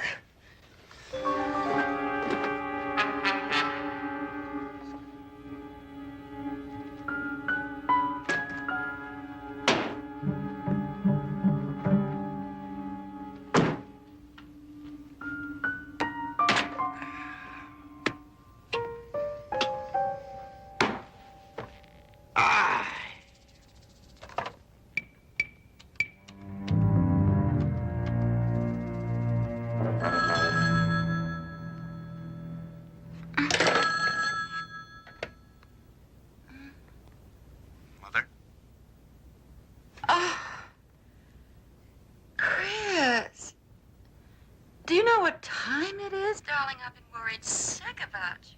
Well, that's why I called you, sweetheart, so you wouldn't have to worry. Listen, some of the gang and I have decided to run down to Tijuana for the weekend, for the bullfights. I'll be back Monday at the latest, okay? All right, darling. Listen, do you have enough money? Your father told me he cut off your allowance. Yeah, I have enough. Well, you have a good time, darling. And listen, you be careful, you hear me? I will, sweetheart. I love you. Bye-bye, sweetheart. Hey, Barnaby. I'm glad you could make it. Well, Milt is a lot bigger than the ranch house you built for marrying me. Believe me, Barnaby, that ranch house was just as big to me. My first real chance at something good. I appreciated it. Mary did too. We were very happy there. Betty said you sounded worried on the phone. Truth is, Barnaby, he's scared to death. You know Toby, my son. He's been missing since Friday. I'd been on a wilderness survey up north over the weekend. When I got in, the housekeeper was beside herself. She hadn't heard from Toby since early Friday. Did she call his friends? All that she knew. Toby's girl told her that he hadn't shown up for their date on Saturday. As soon as I heard that, I called the police and the hospital. Nothing, huh? Nothing. That's why I called Betty this morning, Barnaby. Look, Toby isn't the kind of a kid who'd go this long without getting in touch. That is, if he was able. Well, Milt, maybe you're looking on the dark side of this thing. Barnaby, since Toby's mother died, that boy and I have been close. I know he would have called. Well, maybe you better give me the name of the young man's girlfriend. Carol Delon. She's a good girl. She lives at the University Apartments. She's an engineering major, like Toby. Would you happen to have a picture of Toby that I could borrow?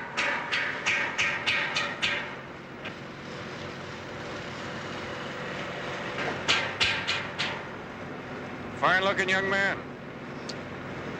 I'll call you when I get something. Thanks, Barnaby.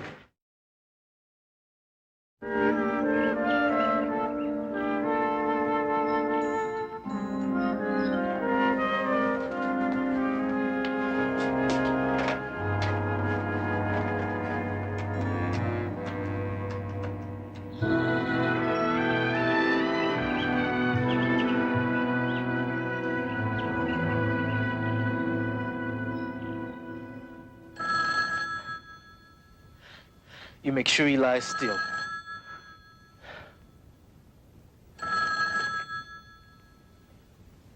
Warren, this is Chris. Oh, boy, am I glad you called. Why, what's the matter? Toby's worse. The bleeding started all over again. Well, that's to be expected. The guy just had a bullet taken out of him. You did a good job, don't worry. Chris, it's been over 2 days and his fever's still very high. Now, it could be an infection, it could be tetanus, or 100 other things that I just cannot handle. Warren, you're thinking small again. Will you listen to me? We gotta get him to a hospital. Okay. Hang tight till I get up there. If you still feel that way, I'll take Toby to the doctor myself. That way you and Michelle won't even have to be involved, all right? Chris, do not put me on. Warren, I got you into this. I'll get you out, old buddy. I'll see you in a little while.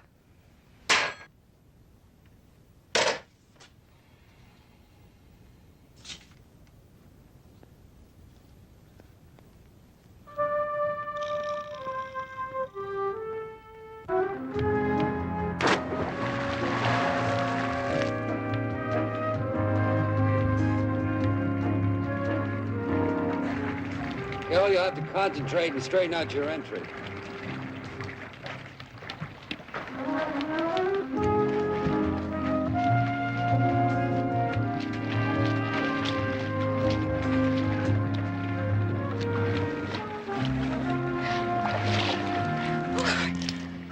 Carol.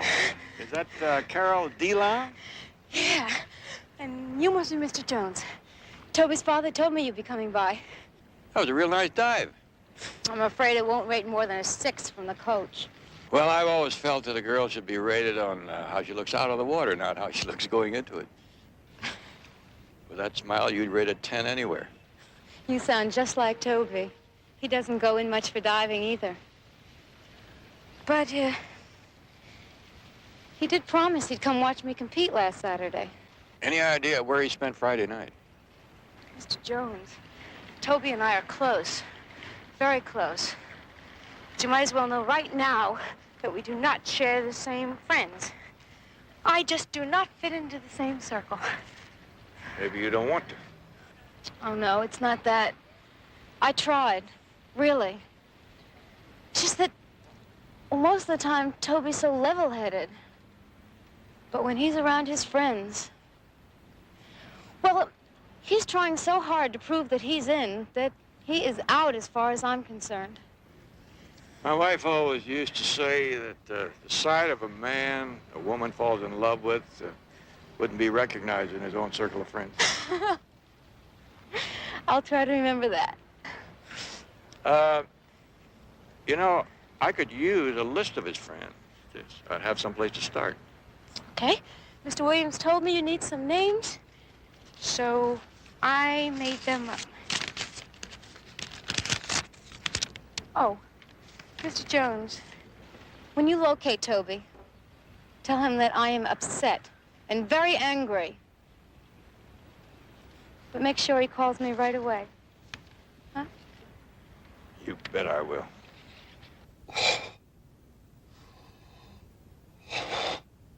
You see, Chris? I told you. Toby's been like that ever since you called. Warren, you gotta keep your head. I told you I couldn't handle it. Now, what do you want me to do? Well, first, I just want you to relax a little bit. Come on. Come over here. I'll make you a drink. Look at you. You're so serious. I can't wait till you hang your shingle out. Dr. Warren Claxton, specializing in catastrophic diseases only. Hey, come on.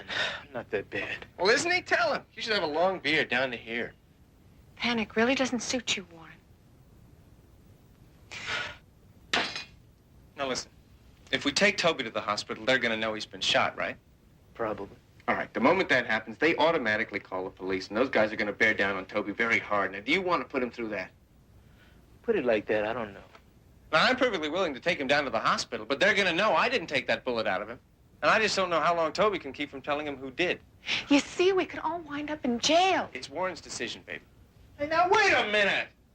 The only reason we picked your old man's place is because you said if we got caught, we could give the money back and he'd never press charges, right? Yeah, that's right. So why don't we give the money back? Because Toby has been shot now. It's a whole new ball game. And the general being what he is, he could throw the book at us. Forget about jail. You could kiss off medical school, everything you've been working for. I don't care. I still say we take him to a hospital, and I mean right now. Warren.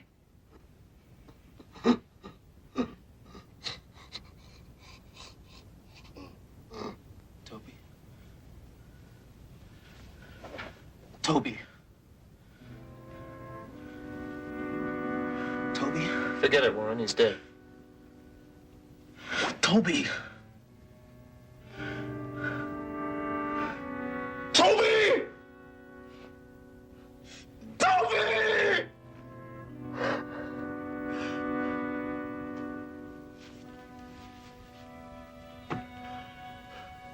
I warned you this could happen. What now, Chris? What do we do now? Looks like Toby's just left us one thing to do. We gotta bury him. You can't mean that. Oh, now look, I don't like the idea any more than you do, but when somebody's killed during the commission of a crime, the charge is first-degree murder, even if it's one of the criminals. We could all be charged with murder. That's the way it goes down in the eyes of the law. Let's see if we can find some shovels.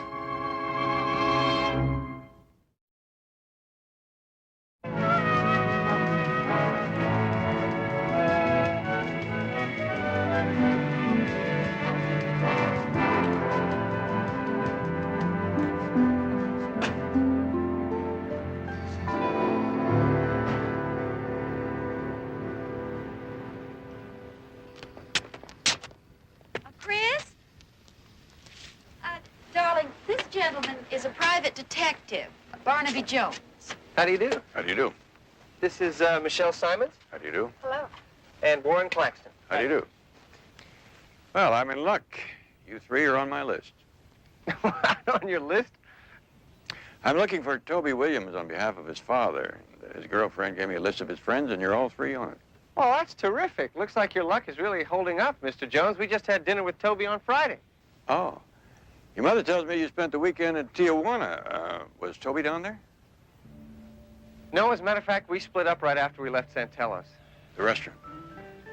I don't suppose this is much of a secret, but I don't think Toby would want Carol to find out. Oh, Chris, why don't you just tell him? All right. When we came out of the restaurant, we saw these two girls in a van.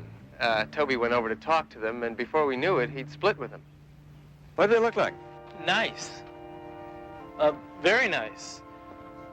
I'd have gone with him myself, except I had to work. Chris, they must have said something about where they were going. Yeah, as a matter of fact, one of them mentioned Big Sir. I think we'd be pretty safe to say that he's in good hands. Can I fix you a drink, Mr. Jones? No, thank you. Oh, come on. My martinis are legend. If you have any doubts, ask the princess. Right, Mother? Chris, I don't think Mr. Jones is interested in testimonials for your martinis. Is there anyone else who might have seen her talk to these girls? No, I don't. Oh, wait a minute. Jack was there. I've never known him to pass up a pair like those two in his life. Jack who? Jack Hansbury. He's the parking lot attendant down at Santello's. He might be able to help you. Well, thank you very much. I'll check with him. If you think of anything else, your mother has my number. This way go off? Yes, I'll show you. Thank you. Bye.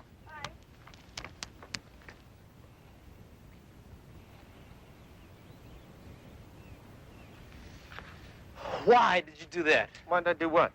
I thought we handled it pretty well. Baby, you were terrific. Well, look who taught me.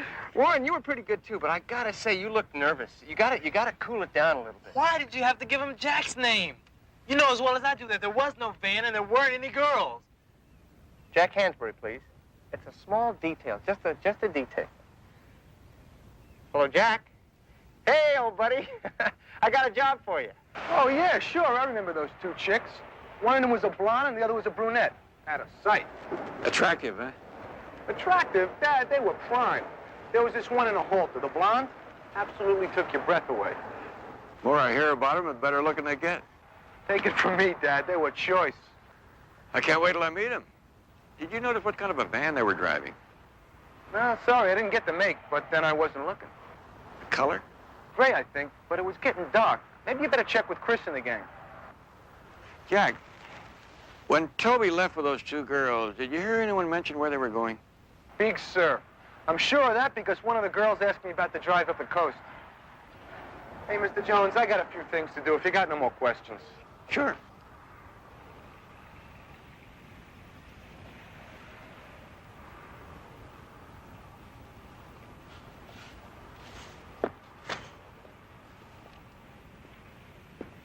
My name is Barnaby Jones. Were you working here last Friday night with Jack? I was, and I heard all the questions.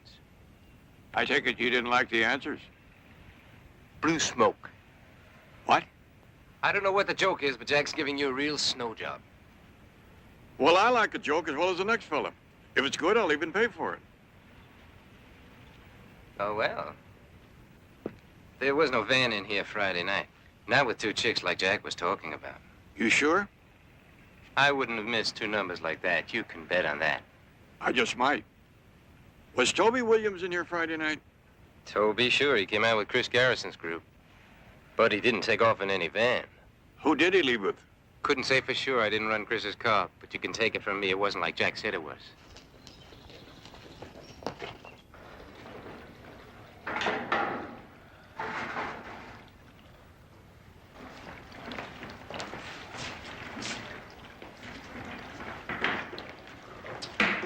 Mr. Clarkson? Oh, Mr. Jones. What can I do for you? Just a couple of questions. Go right on with your work. I like to see a man at his work.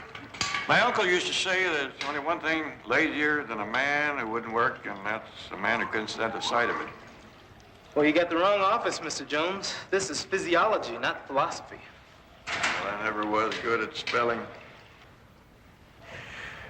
I really came just to check my hearing. I did hear you say earlier that if it hadn't been for this job, you would have gotten into the van with Toby and the two young ladies and taken off? Yes, sir. You can ask Jack. I'm sure he'd tell you the same thing. Oh, he heard and saw everything, including the dots over the eyes. Well, then I don't understand what the problem is. Well, there's someone else who said it was a lie. Well, maybe there's someone else just didn't see. He didn't see the van, he didn't see the girls, and he's certain about it. Well, then he's mistaken. Maybe. And maybe you're the one who was making the mistake, son. It's a tough road to hoe to become a doctor these days, especially if you're working your way through school. I admire any young man with the courage to do it. Mr. Jones. Seems to me that you are risking an awful lot for one small lie. I've told you everything I know. I have witnesses. Witnesses can make a small lie into a large lie in a very short time. Now, where did Toby go Friday? Are you finished, Mr. Jones? Only if you are, son. If you change your mind, give me a call.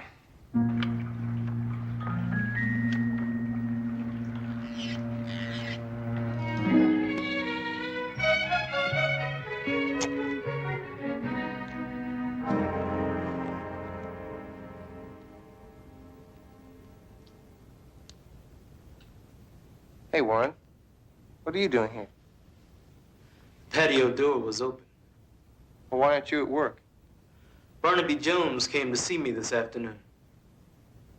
So, you stuck to your story, right? Yeah. But he knows it's a lie. Somebody at Santello's told him that there was no van. Well, that's all right. With Jack, that's still 4 against 1. Relax, sit down. I don't know about you, Chris. I let you talk me into the robbery because I needed the money. But ever since Toby died... Now, wait a minute. Come on, buddy. Have a little style. Have a little imagination. Now, that detective can't do anything to us that we don't do to ourselves. That's exactly it, Chris. I haven't been able to sleep since it happened. Look, maybe we ought to go to the police. Hey, wait a minute. Have you forgotten all about medical school already? You have money now. Come on. That doesn't matter. Michelle, will you tell the man what matters, please? Oh, Warren, I'm only thinking about you. You deserve something for all of the work that you put in. Look, if it's Jones that's bothering you, that's fine. Michelle and I will check him out. His family, his friends. There's got to be a way to pressure him out. No, Chris. I just can't carry it around with me anymore. Look, if we go in ourselves, maybe the court will go easier with us. I came here to give you and Michelle a chance to go in with me. Go in with you? Warren, you are the most gutless, the most stupid... Okay, Chris. That's the way you want it. That's the way you got it. But you can't say that I didn't give you a chance. Warren? Warren! Warren? Warren? Hold up. Warren, Hey, stop it. Never, I made up my mind. Now leave me alone, Come will on, you? look, I'm sorry. I'm sorry. I didn't mean what I said in there. I take it back, okay? Listen, I'm going to ask Michelle to fix us some drinks and maybe some dinner, and we'll just sit around and we'll talk over the... No more talk, Chris. Look, I've made up my mind. I'm going to the police right now.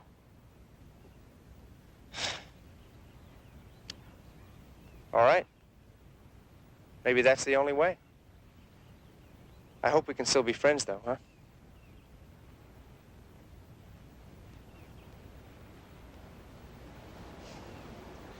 Gee, I'm just sorry it had to work out this way.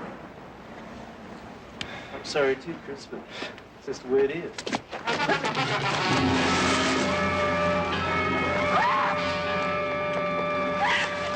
Stop it!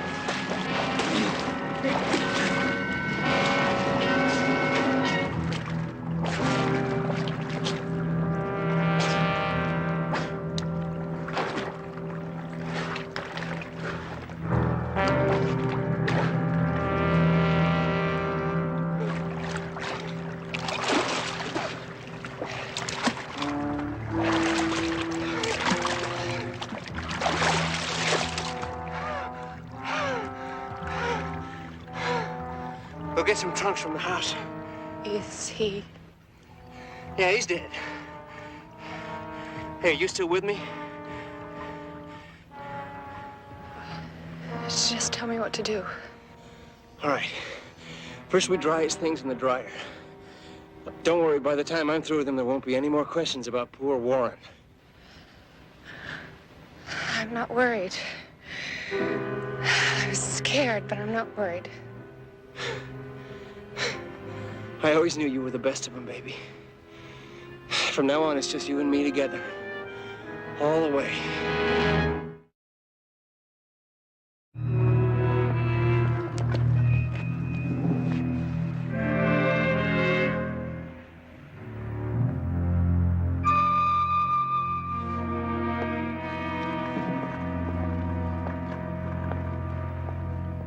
Well, I don't know what... Let's see how much further was in it. Lieutenant Taylor? Oh, finish that off for me, will you? Hello, Barnaby. What brings you down here? I was on my way down here to talk to Warren Claxton's lab supervisor. I saw the car. What happened? Pool lieutenant found Claxton's body this morning. Looks like he decided to go for a swim last night after getting off from work. Preliminary report makes it accidental drowning. Anybody see him? No, not till this morning. You mind if I have a look at his things? Everything's here. Billfold, change, everything. And it is Claxton's locker. You satisfied? Well, I would be if you didn't look so grim. Hey, Sam, give me one of those sacks, will you? I want to take this stuff down to the lab. That is what you wanted, isn't it? That and the answer to a couple of big questions. Well, when you find them, you'll be sure to let me in on them, won't you?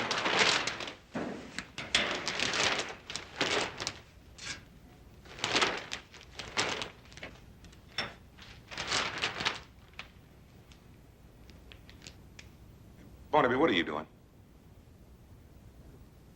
Think you'd mind my having this little piece? Barnaby, that's evidence. Why don't you just call it a souvenir and stop worrying? Barnaby! A real tragedy, Mr. Jones. Yes, I can understand that. Warren had a fine mind. Would have made an excellent physician. It's all he dreamed about, you know. You know, that's funny, because yesterday his mind seemed to be on something else. Tell me, Dr. Ronson, was there any surgical procedure performed in the lab yesterday? Monday? No. We were doing an inventory on a new shipment of animals. Why? Well, when I interrupted Warren, he was autoclaving a tray of surgical instruments. Could they have been left over from Friday? Our procedure is to sterilize everything before we button up the lab for the weekend. Yeah, that's what I figured. He was working with a black bag. You think I could have a look at that? Of course, it could be Warren was working on a project on his own time. Precisely what I had in mind.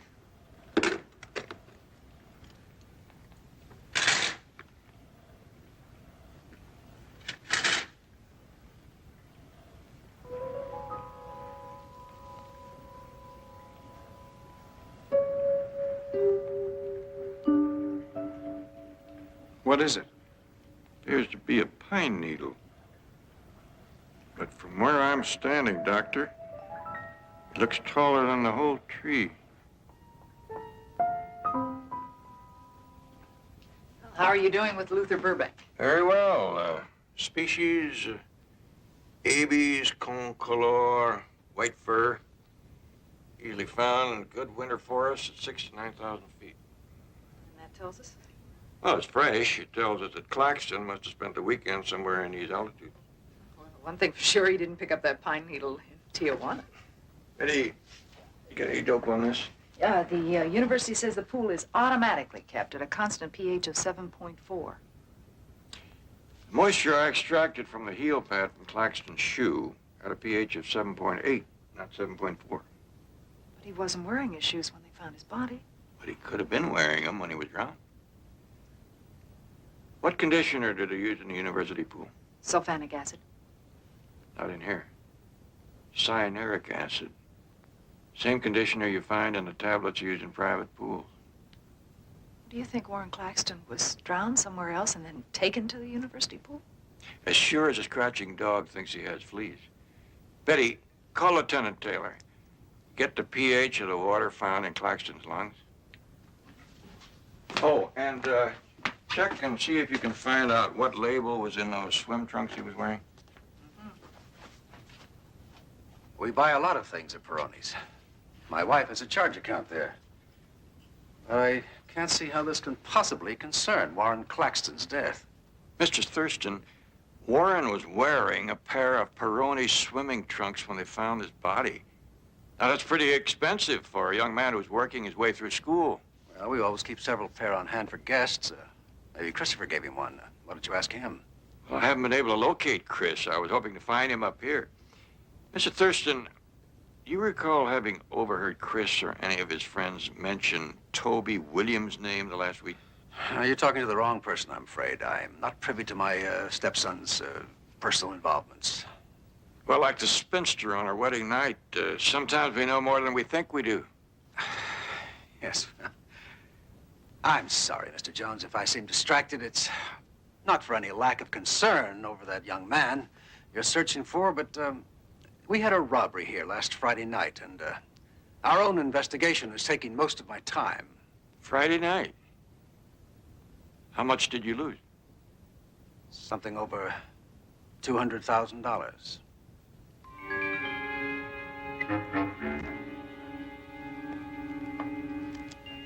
The touch of an older woman drives me crazy.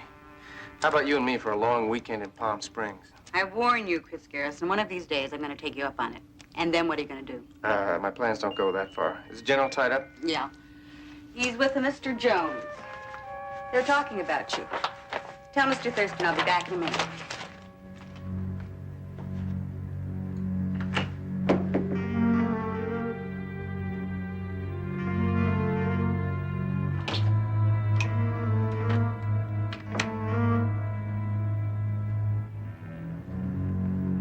Before he was knocked unconscious, our watchman wounded one of the thieves. Badly? Well, he seemed to think so. There was an awful lot of blood. Does he happen to recall how many there were? No. Police seem to think there were 4. Very professional. They handled our security quite easily. It's very interesting. Oh, if you hear from Chris, would you ask him to call me, please? You can depend on it, sir. Thank you, Mr. Thurston. I appreciate your time. I'll be hearing from you then. Yeah, that's very lovely. Mountain forest. You can almost hear the wind whispering through the trees. This your place? Yes. Pine Mountain. Tragedy is, with all the work, it hasn't been used in nearly a year. It's too bad. You know, I think 2 of the saddest things in the world are an empty house and a bobtailed dog. Neither one can let you know how happy they are. Thank you again, Mr. Thurston.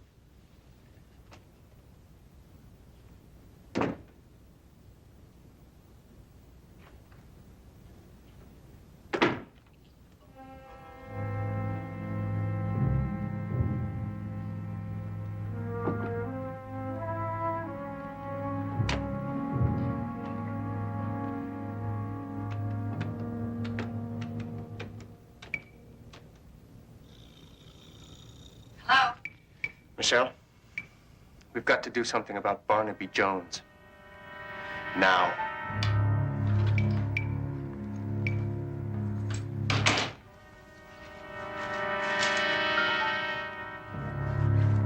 Betty?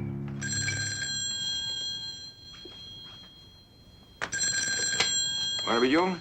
Mr. Jones, this is Officer Franco from the California Highway Patrol. Yeah? Sir, we have an automobile accident here involving a Mrs. Betty Jones. Now, is that your wife, sir? Oh, it's my daughter-in-law. How is she? I'm afraid it's a little bit hard to tell right now, sir. She's still pinned under the wreckage. Where is she? Well, we're up here on Lipton Canyon Road, about a mile north of Wayland. I'm on my way.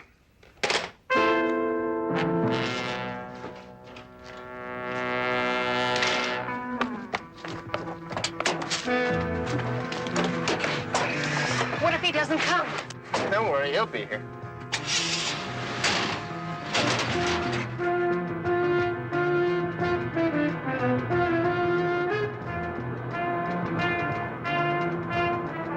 I told you he'd be here. At this speed, it's gonna be easy.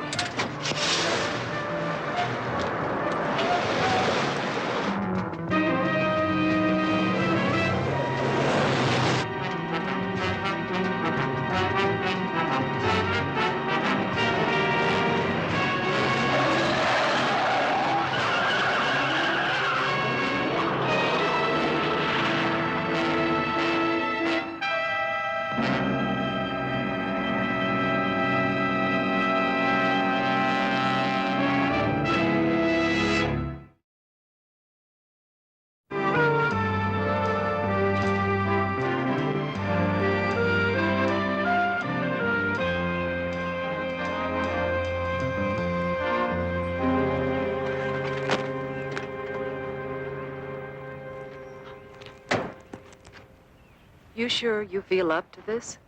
I'd feel a lot better if I didn't know somebody was trying to kill me. I feel so responsible. I mean, if I hadn't fallen for that wild goose chase they sent me on. You had no way of doing it. Like fur. That's the same kind of fine needle that you found in Warren Claxton's medical bag, isn't it? Uh-huh. I kind of have a feeling that you knew you were going to find that kind of tree up here. Well, there were a lot of them in that picture in Thurston's office.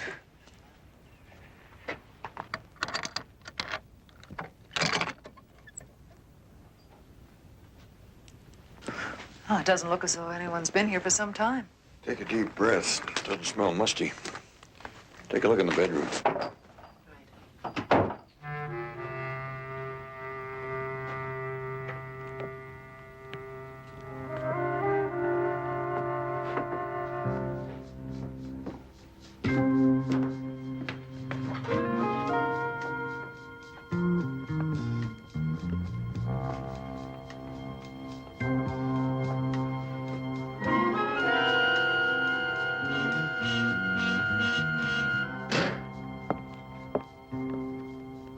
Well, I see it didn't take you too long. Still fresh. You want to try it? No, thanks. I'll take your word for it. Well, you know, one thing for certain. There's been somebody up here within the last 3 days. Thurston said that nobody used this place for months.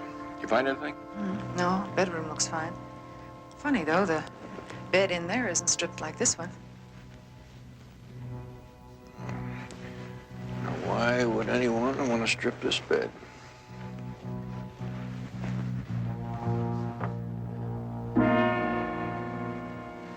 What is that? Bloodstains? I will lay odds. Could explain why somebody wanted to strip this bed. Bloodstain. Barnaby, does this make any kind of sense to you at all? Well, could explain why Claxton was carrying the equipment that he was. He may have been treating someone up here. Do you think it was Toby Williams? I wish I knew it wasn't. But somebody went to an awful lot of trouble to stop my search for Toby. Why here? I mean, if he was injured, why not take him to a hospital? That's what worried me. The Thurston Company was held up on Friday night. Wait a minute, you're way ahead of me. One of the thieves was wounded. If this blood matches the blood from the scene of the crime, that may give us an answer. And if it matches Toby's blood type? I don't want to contemplate that yet.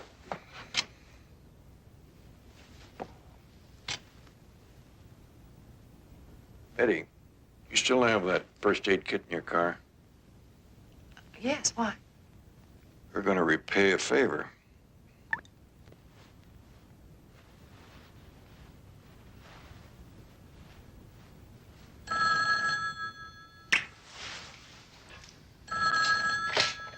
Hello?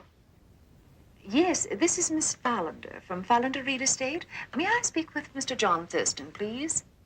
I'm sorry he's not here. Oh, I say, that's too bad. It's rather urgent that I talk to him about the lodge. What about the lodge? This is Mr. Thurston's son. Maybe I could help you. Yes, Mr. Thurston has me keep a periodic check on the lodge, and, well, when I came up here this morning, I found some rather disturbing things. What kind of things? Well, there are signs of someone using the lodge without first obtaining a key from me, but really what prompted me to call was these bandages I found. They're soaked with blood. I was going to call the sheriff's station and let them handle it, but I... No, don't do that. My father would never forgive me if I allowed a lot of people to go tramping around through the house, upsetting everything. Well, someone should look into it. Listen, you stay there. I'll be right up. Is he coming? For a moment there, I was afraid he wasn't going to take the bait. Bait's easy. Problem is to get him to swallow the hook.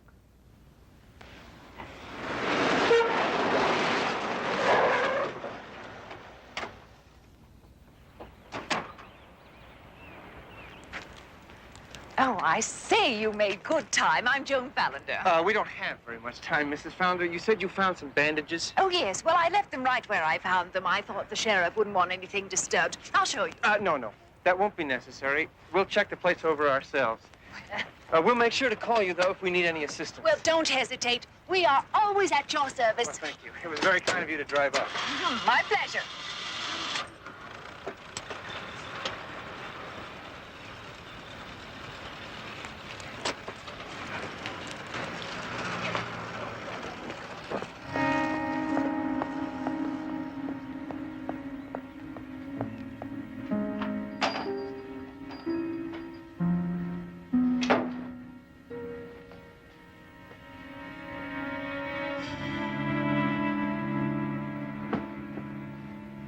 You said you cleaned everything up.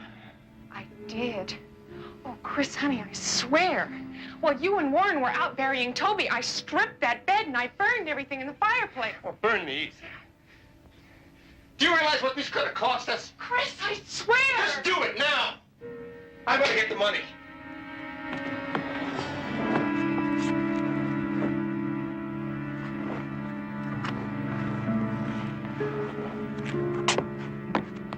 We're on our way. Guess we were lucky.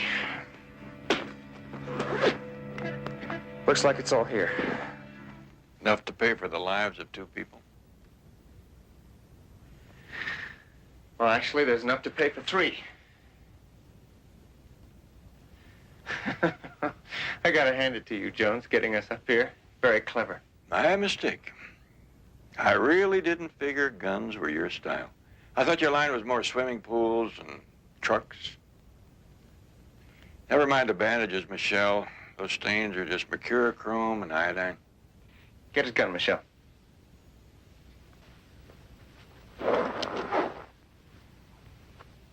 And then we're gonna help him find Toby.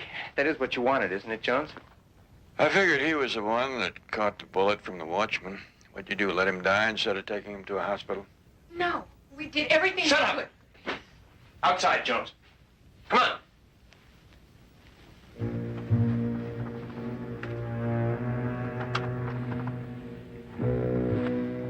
Hold it right there, Jones. Pick up a shovel.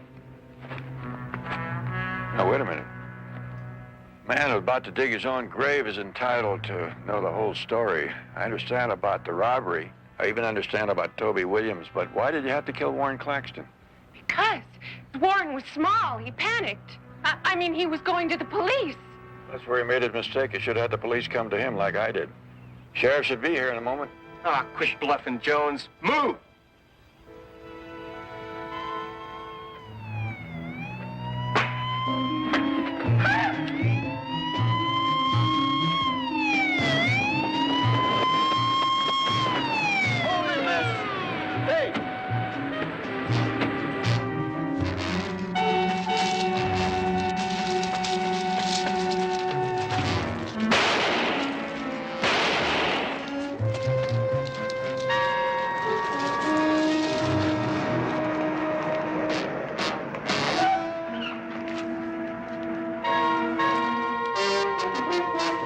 Give it up, Chris. It's over.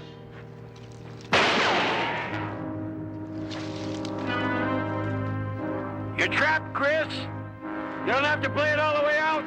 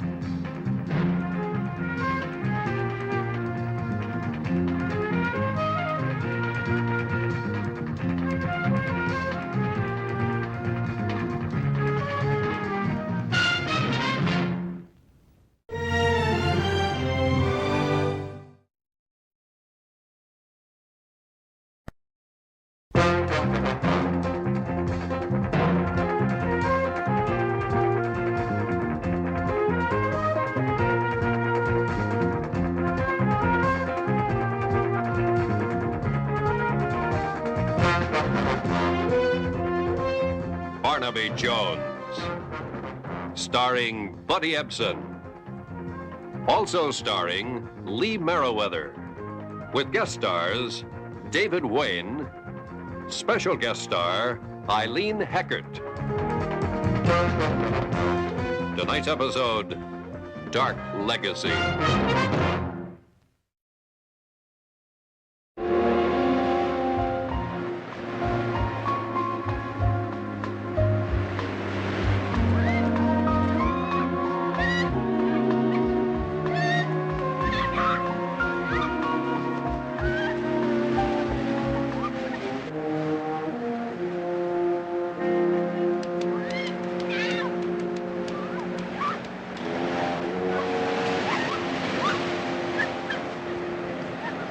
I got you. No, don't.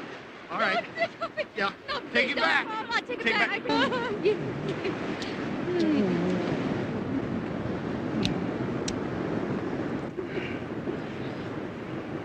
Yeah, come on. Let's go.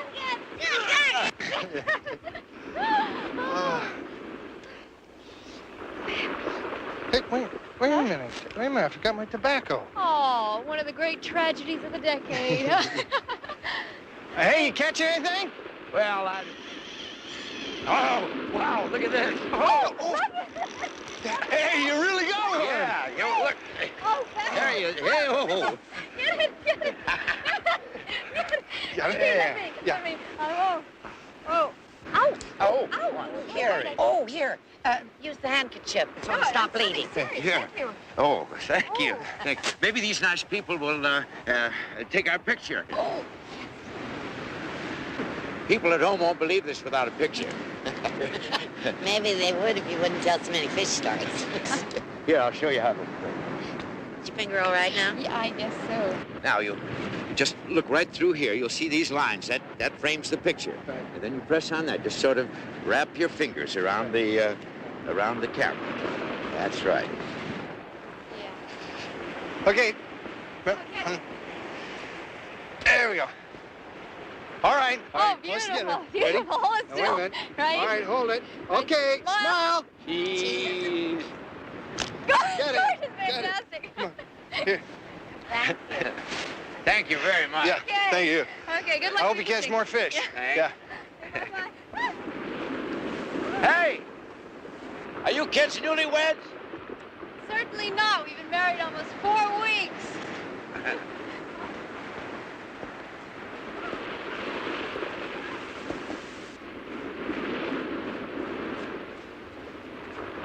Oh, wait a minute. Oh, no. I must have left my pipe back there somewhere. Hey, look, why don't you go in the house and build us up a couple of warmer uppers, and I'll come right up. I'll see if I can find it, okay? Oh, boy, the honeymoon's over, huh? I'll tell you when the honeymoon's over.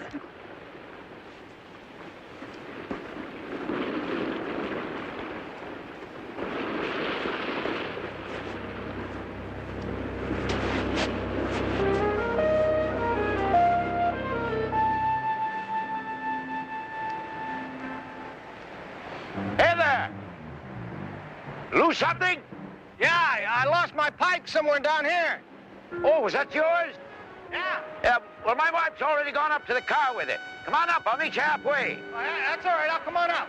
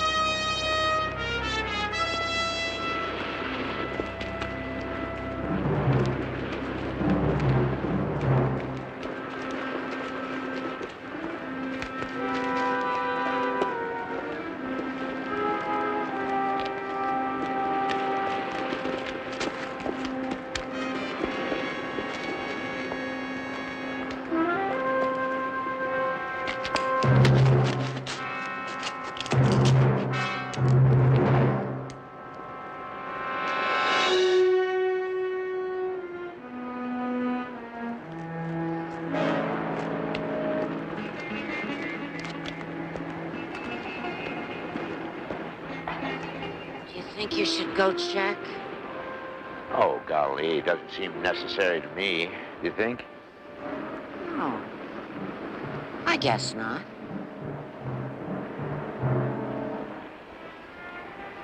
Get any more sandwiches in there? I'm starved. A ham and cheese. I saved it just for you. That's my age.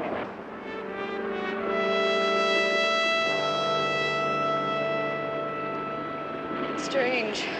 When you look at the ocean with someone you love, you think of distant places, interesting people. But when you're alone, it's just big and quiet, sort of eternal. Just to remind you how small and temporary you are, I guess. And all measured by grains of sand. Life, constellations, universe.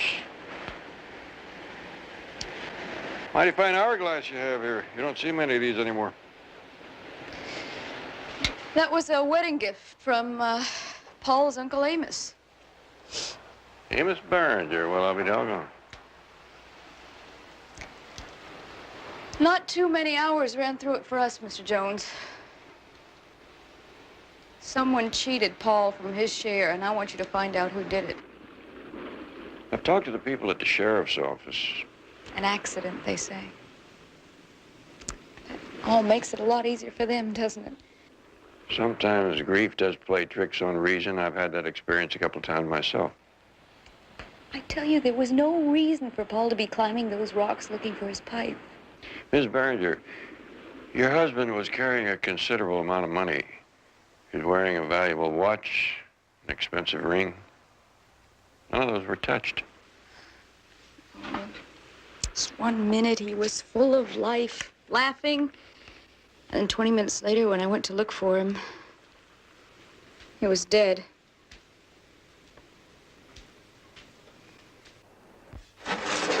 You know, I've been looking half the day for the sight of this. Be my guest. Do you remember renting a tackle box like this to a middle-aged couple about the first 3 days of last week? First 3 days. Well, what was the name?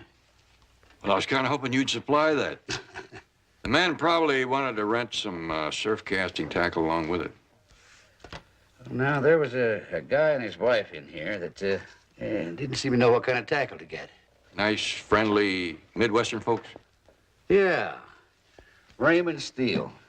He was a persistent cuss. 3 days and caught 1 fish. You have an address on him? No, sir. He paid the whole deposit in advance for the 3 days.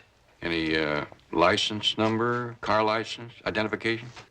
No, ordinarily I would have them, but when Cliff Munger sends them down, why, I know they're all right. Cliff Munger? Yeah, he runs that Malibu Shores motel up there. He sends me a lot of good rentals. Never sent me a bummer yet. You notice anything about the couple? Well, nothing in particular. Well, they did seem to be kind of watching their pennies. Why do you say that? Well, you see, it was along about supper time when they came in and turned in their tackle. And he asked me if I could recommend a good hamburger stand.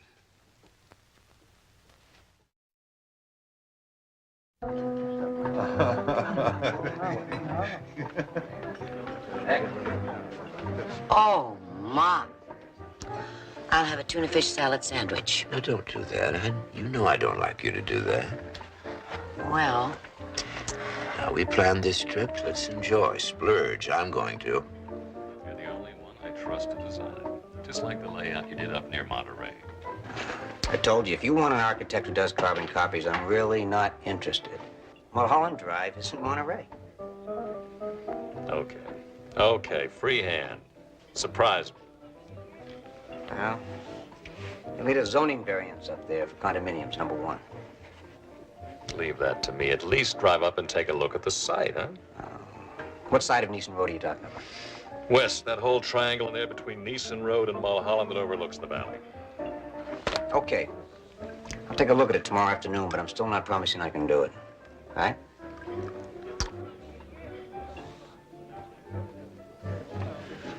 Waiter. I think we will have a cocktail after all. 2 grasshoppers, please.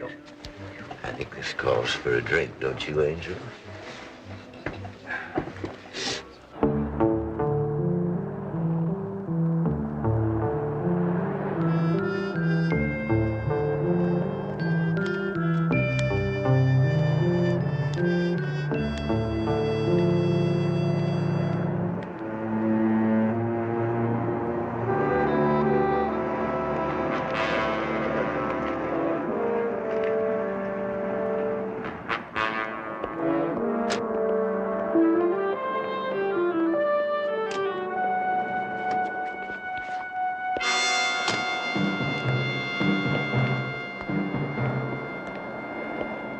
Mr. Steele?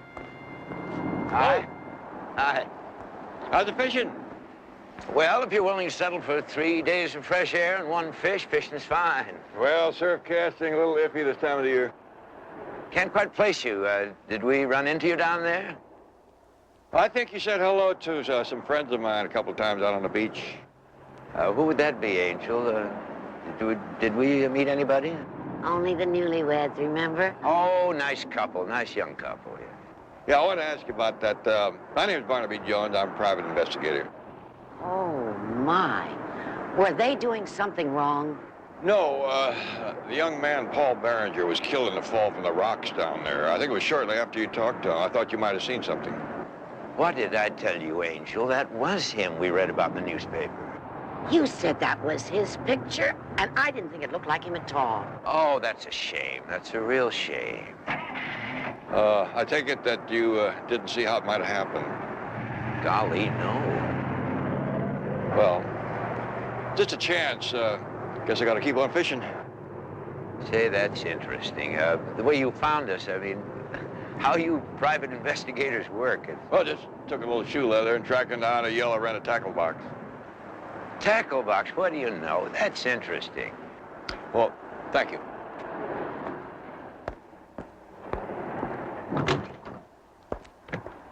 You look worried, Angel. I'm a little depressed. Now, you just cheer up. Nothing's changed. We may have to just speed things up a little, that's all. You're homesick, aren't you, right? Maybe. I guess you're right, but that Mr. Jones does worry me. There's nothing we can't handle, Angel. Nothing at all.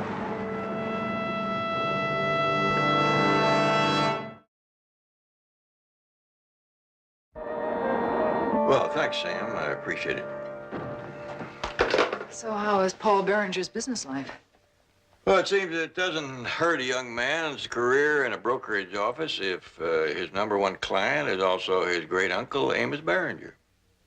Amos Berenger? I didn't know he was still around.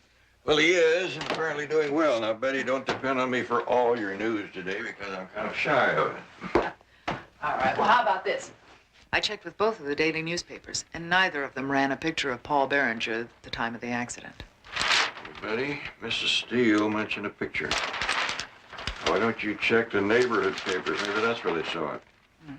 All righty, I'll do that. Barnaby, it seems that Marilyn Berenger and I share the same hairdresser. Hairdressers, barbers, bartenders. You want information? They're better in the library. Mine is, anyway. I found out that Marilyn went around with Frank Halliday before she ever married Paul. Oh?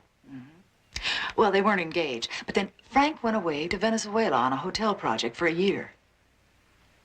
That fits. Frank has made a name for himself as an architect. By the time he got back, she had already married Paul Berenger. What does mean? Betty, ever see a coon dog work?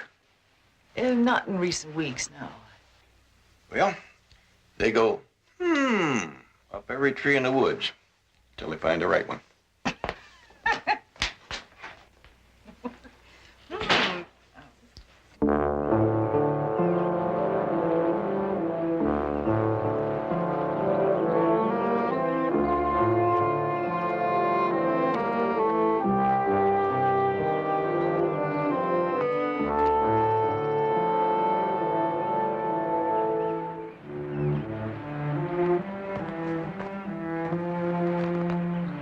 There's another one. It's a California jay. Oh, they're so common. Let me see.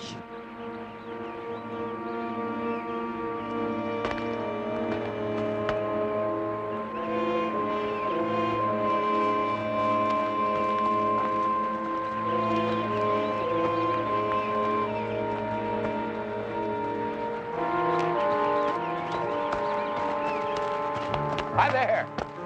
Afternoon. You're not planning on building anything here, are you? Could be. Say, would you mind taking our picture? Give me the camera, dear. Yes. You know, sort of a before and after picture. Yeah.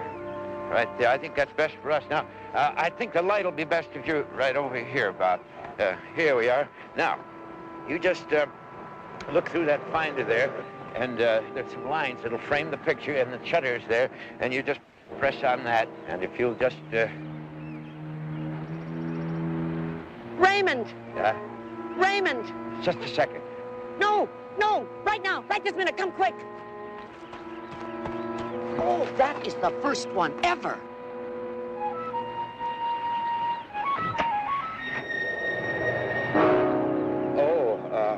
Yeah, would you excuse us, please? We want to get a little closer to that bird.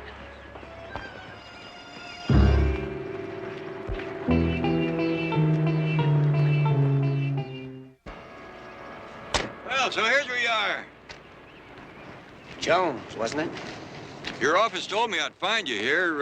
What are you going to do, turn this location into something big? Haven't decided. You're a little further ahead in your work than I am. How's that? Well, you're not out here on a nature hike. I've already met the nature hikers. Now, the only possible thing that would bring you out here would be Marilyn Fraser. I think her married name is Barringer. Or was that a Freudian slip? Possibly. I can tell by that pussycat look of yours that you've already found the canary. Yeah, Marilyn and I went together before she met Paul Barringer, so. Serious? Everything I do is serious. I couldn't get that across to Marilyn, however. Yeah, I suppose it was pretty disappointing to come back from Venezuela and find out she'd married someone else. Mr. Jones, show me a good loser, and I'll show you a loser. I'll remember that. Do you remember exactly where you were the day that Paul had his accident? I'm sure of the answer to that, Mr. Jones. I'm just not sure I approve of the question.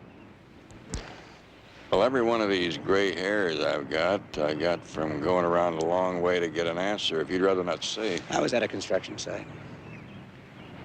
Paradise Cove. That whole afternoon. Paradise Cove. That's only a few miles from here.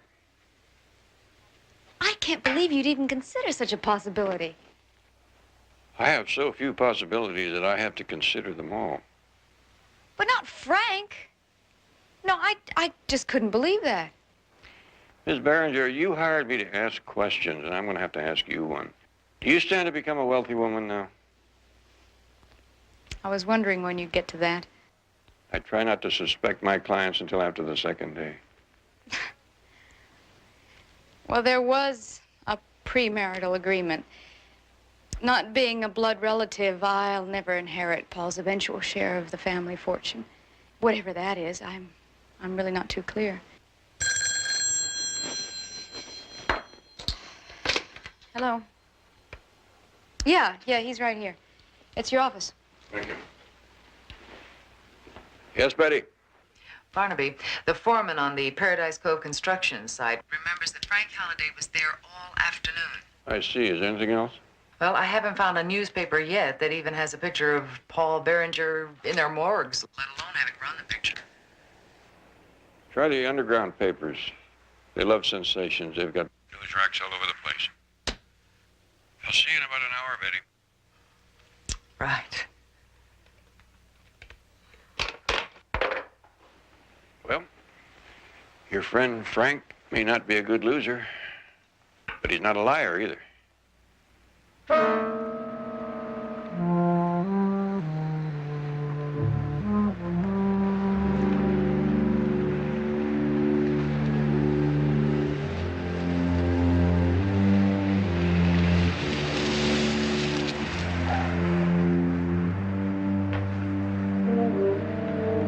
Hey! Well, are you reporting late or starting early? I got a call. I have to check the ductwork on the 21st floor. Do you believe that? I might even have to change it before they close up tomorrow anyway. Old man Whitman's gonna blow a fuse. He's been out here every day. Like he's expecting you to be laying carpet already. Let him blow a fuse. Better he does it now than next September when his air conditioning goes out, right? Right. See you later. Okay.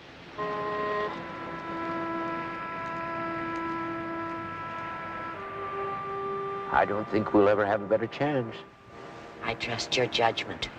Whatever you say.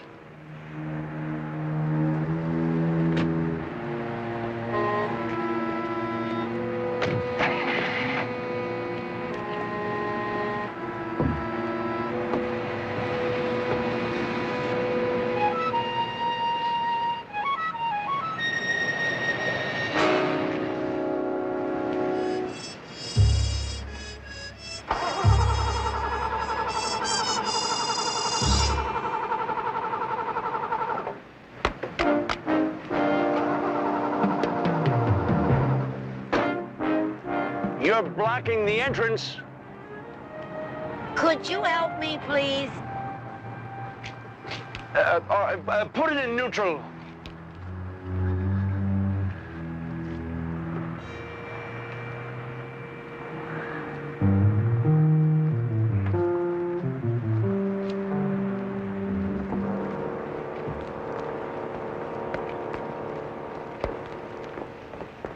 I opened my bag to get an address, and when I came back, the car just wouldn't start. Well, it sounds to me like you flooded it. I tell you, unlatch the hood and let me take a look. Oh, would you please?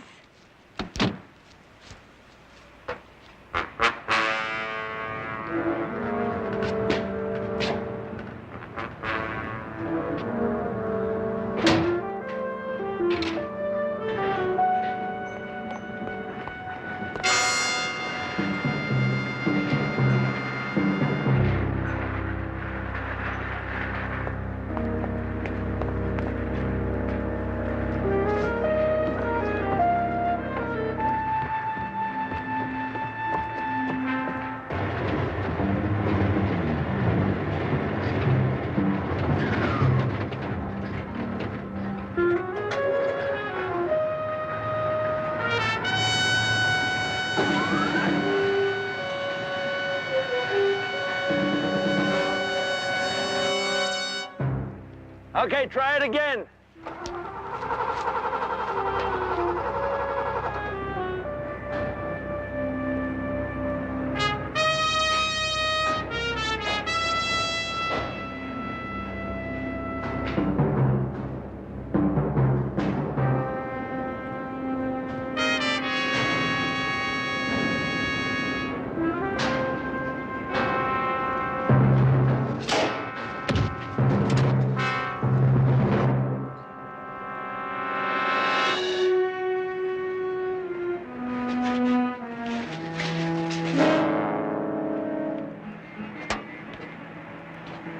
Lady, you blackened my light. Oh.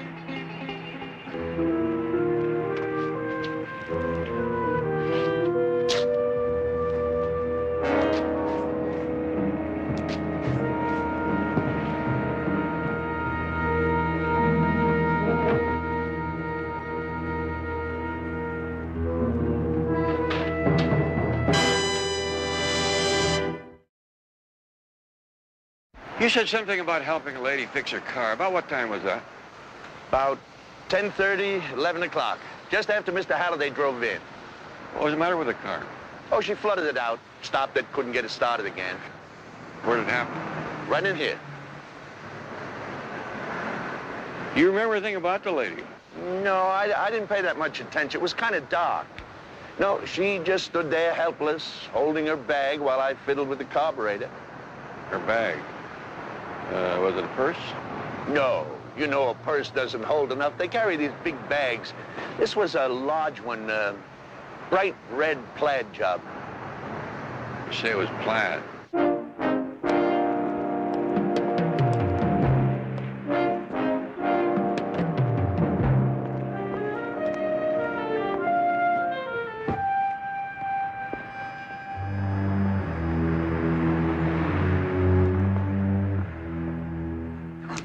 Already checked out. We don't want to be charged for another day. I can't find it. What is My it? handkerchief, I can't find it. Well, look around. Must be someplace. Oh, no. What's the matter? That girl.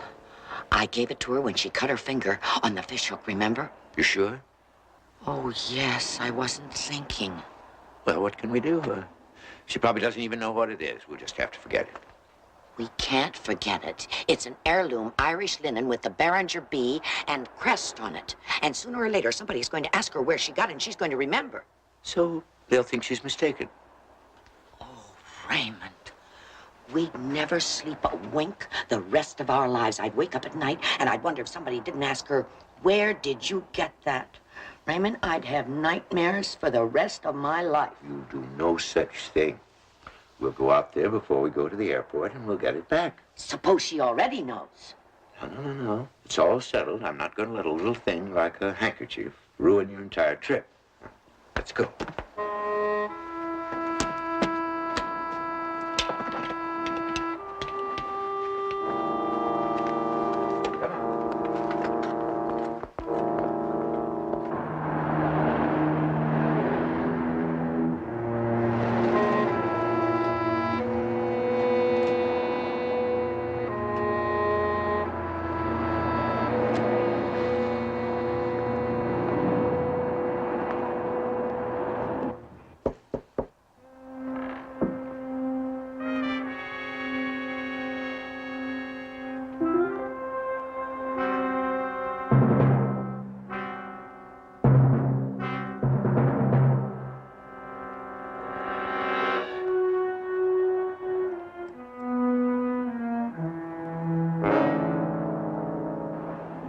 The Steels, they checked out just a few minutes ago. Why? Well, it's very important I get in touch with them. Did they say where they were going? No. He was asking about fishing spots up the coast. I told him I'd head south if I was fishing this time of the year. That's about all the help I can give you, Mr. Barnaby Jones. I'm a private investigator. They may have some information that's very important to me. Do you have a home address or a license number?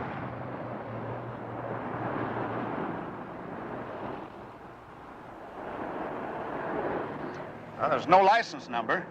I think they got here in a cab. Yeah, they were probably renting the car they were driving. The home address? Mr. and Mrs. Raymond Steele, 833 Sycamore, Eaton Rapids, Michigan. You know, I believe he called her Virginia. Barnaby Jones' office, may I help you? Barnaby, I have not been able to find one newspaper that printed a picture of Paul Berenger anywhere. I think it's a wild goose chase, Betty, without a goose. The picture I'm getting is that there just isn't any picture at all. Well, you think the Steels aren't for real? 833 Sycamore? Eaton Rapids, Michigan. Right. Anything else? Give a little tug on that thread of their story. If it's bad goods, the whole thing will fall apart. I'm going on to have another talk with Marilyn Berenger. Barnaby, Marilyn called. She had heard about Frank Halliday. She said she was going to go see Amos Berenger. She seemed pretty upset. Thanks.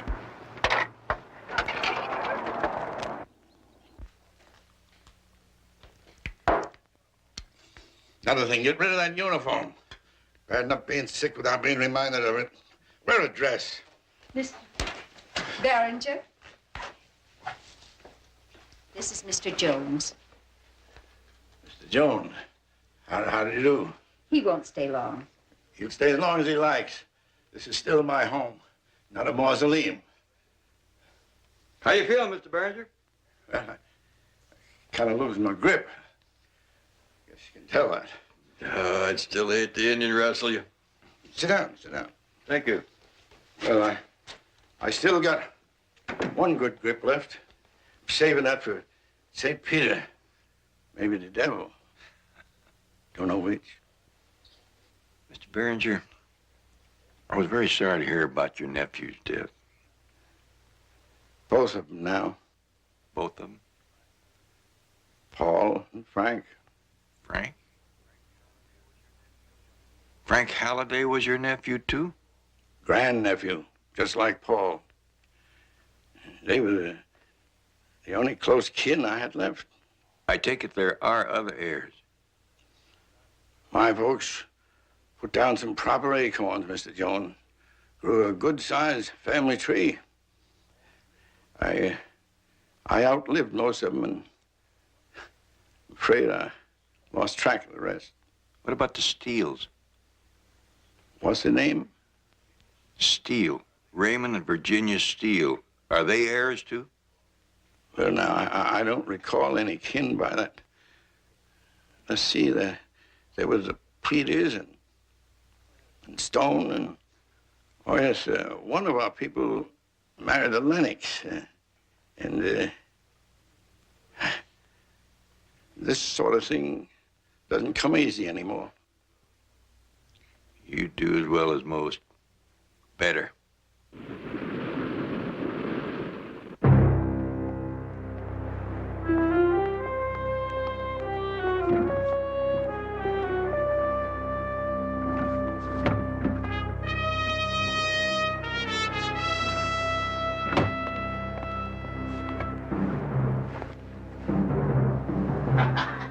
Angel. Here it is.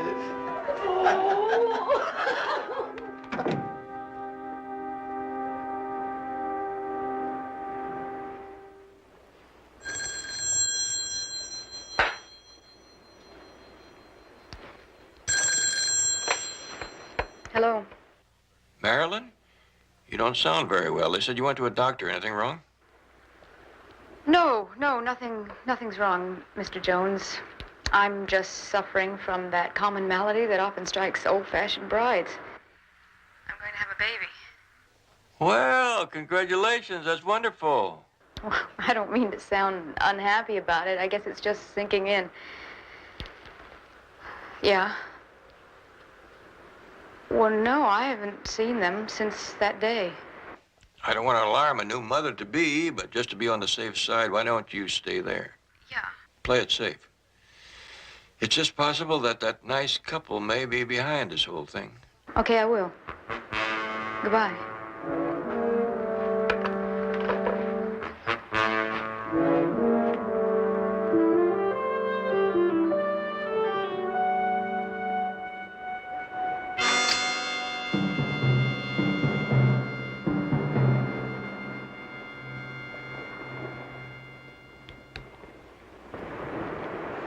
Did you hear that, Angel? She's gonna have a baby. By golly, what do you know about that?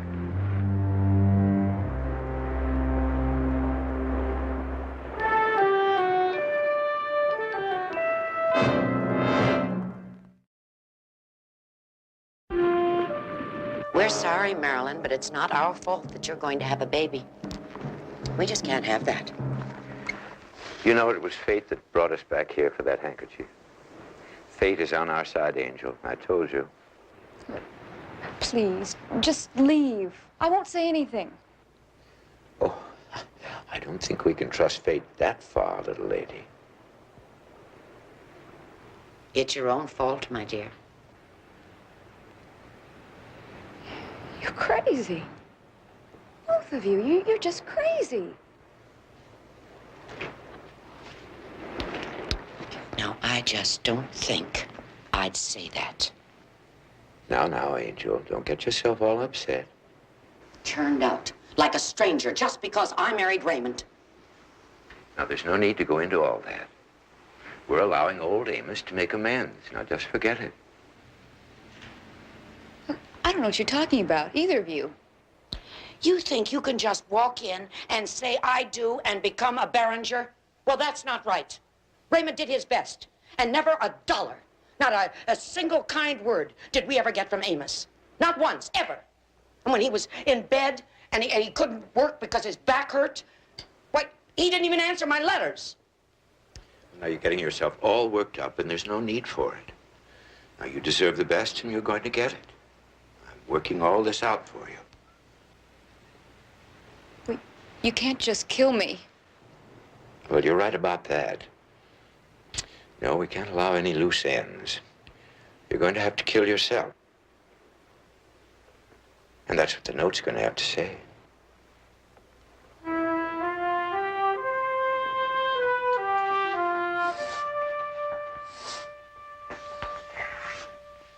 Yes, that was Cleveland. Oh. Well, thank you very much. You know, sometimes you do amaze me.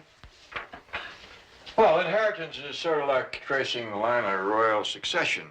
You have to figure out which acorn fell closest to the tree.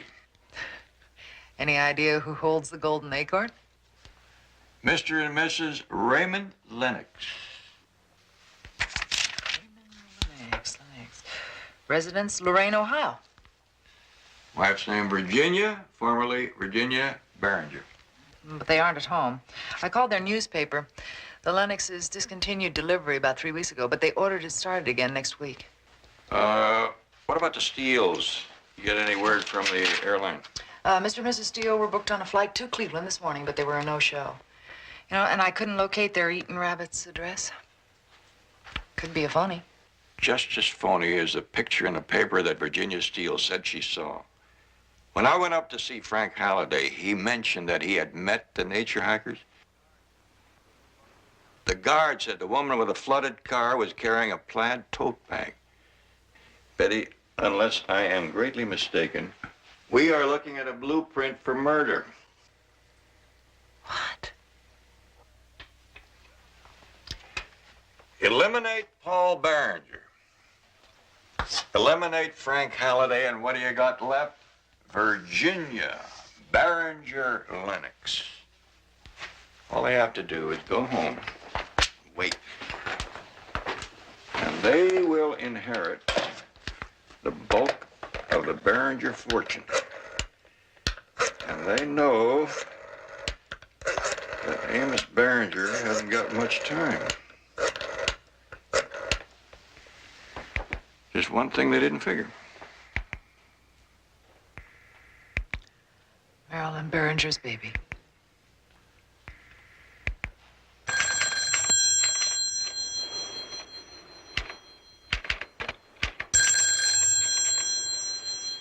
Just let it ring, Angel.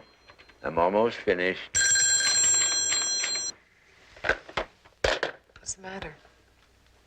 No answer. She was there 20 minutes ago. I told her to stay put. Maybe she had to go out. She just got in. A young lady who had just been told that she's going to have a baby should be on the phone telling all her friends.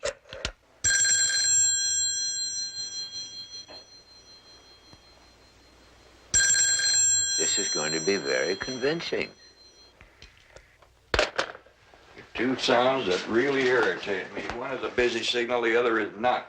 Betty, keep trying. If you get her on the phone, tell her I'm on the way out.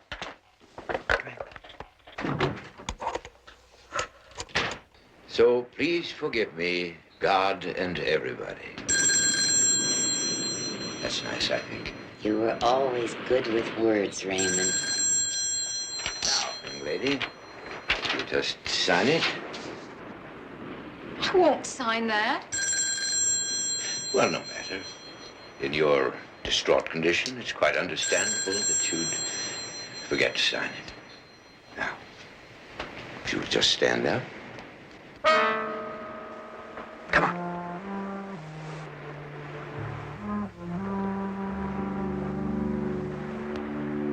Come on.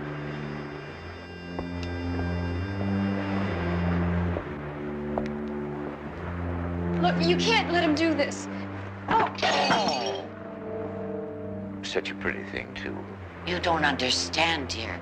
Raymond and I always do everything together, don't we, Raymond? Always.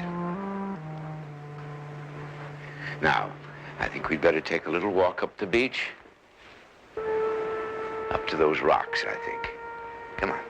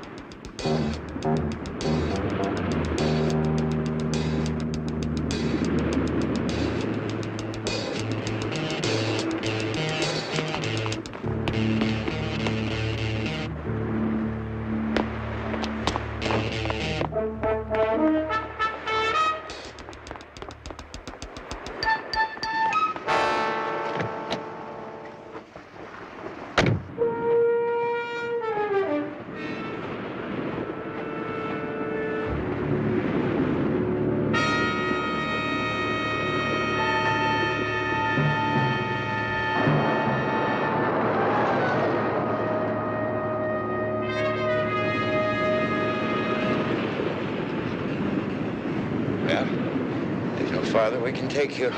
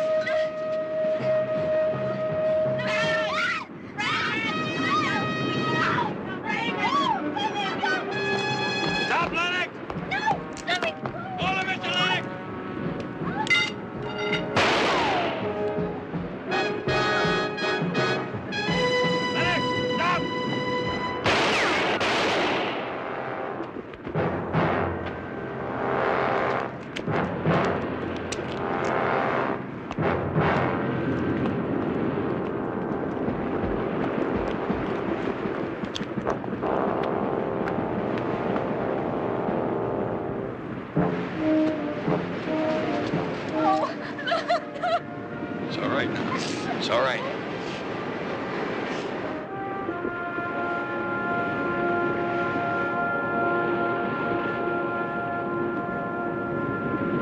And she isn't even a Barringer. Well, she isn't.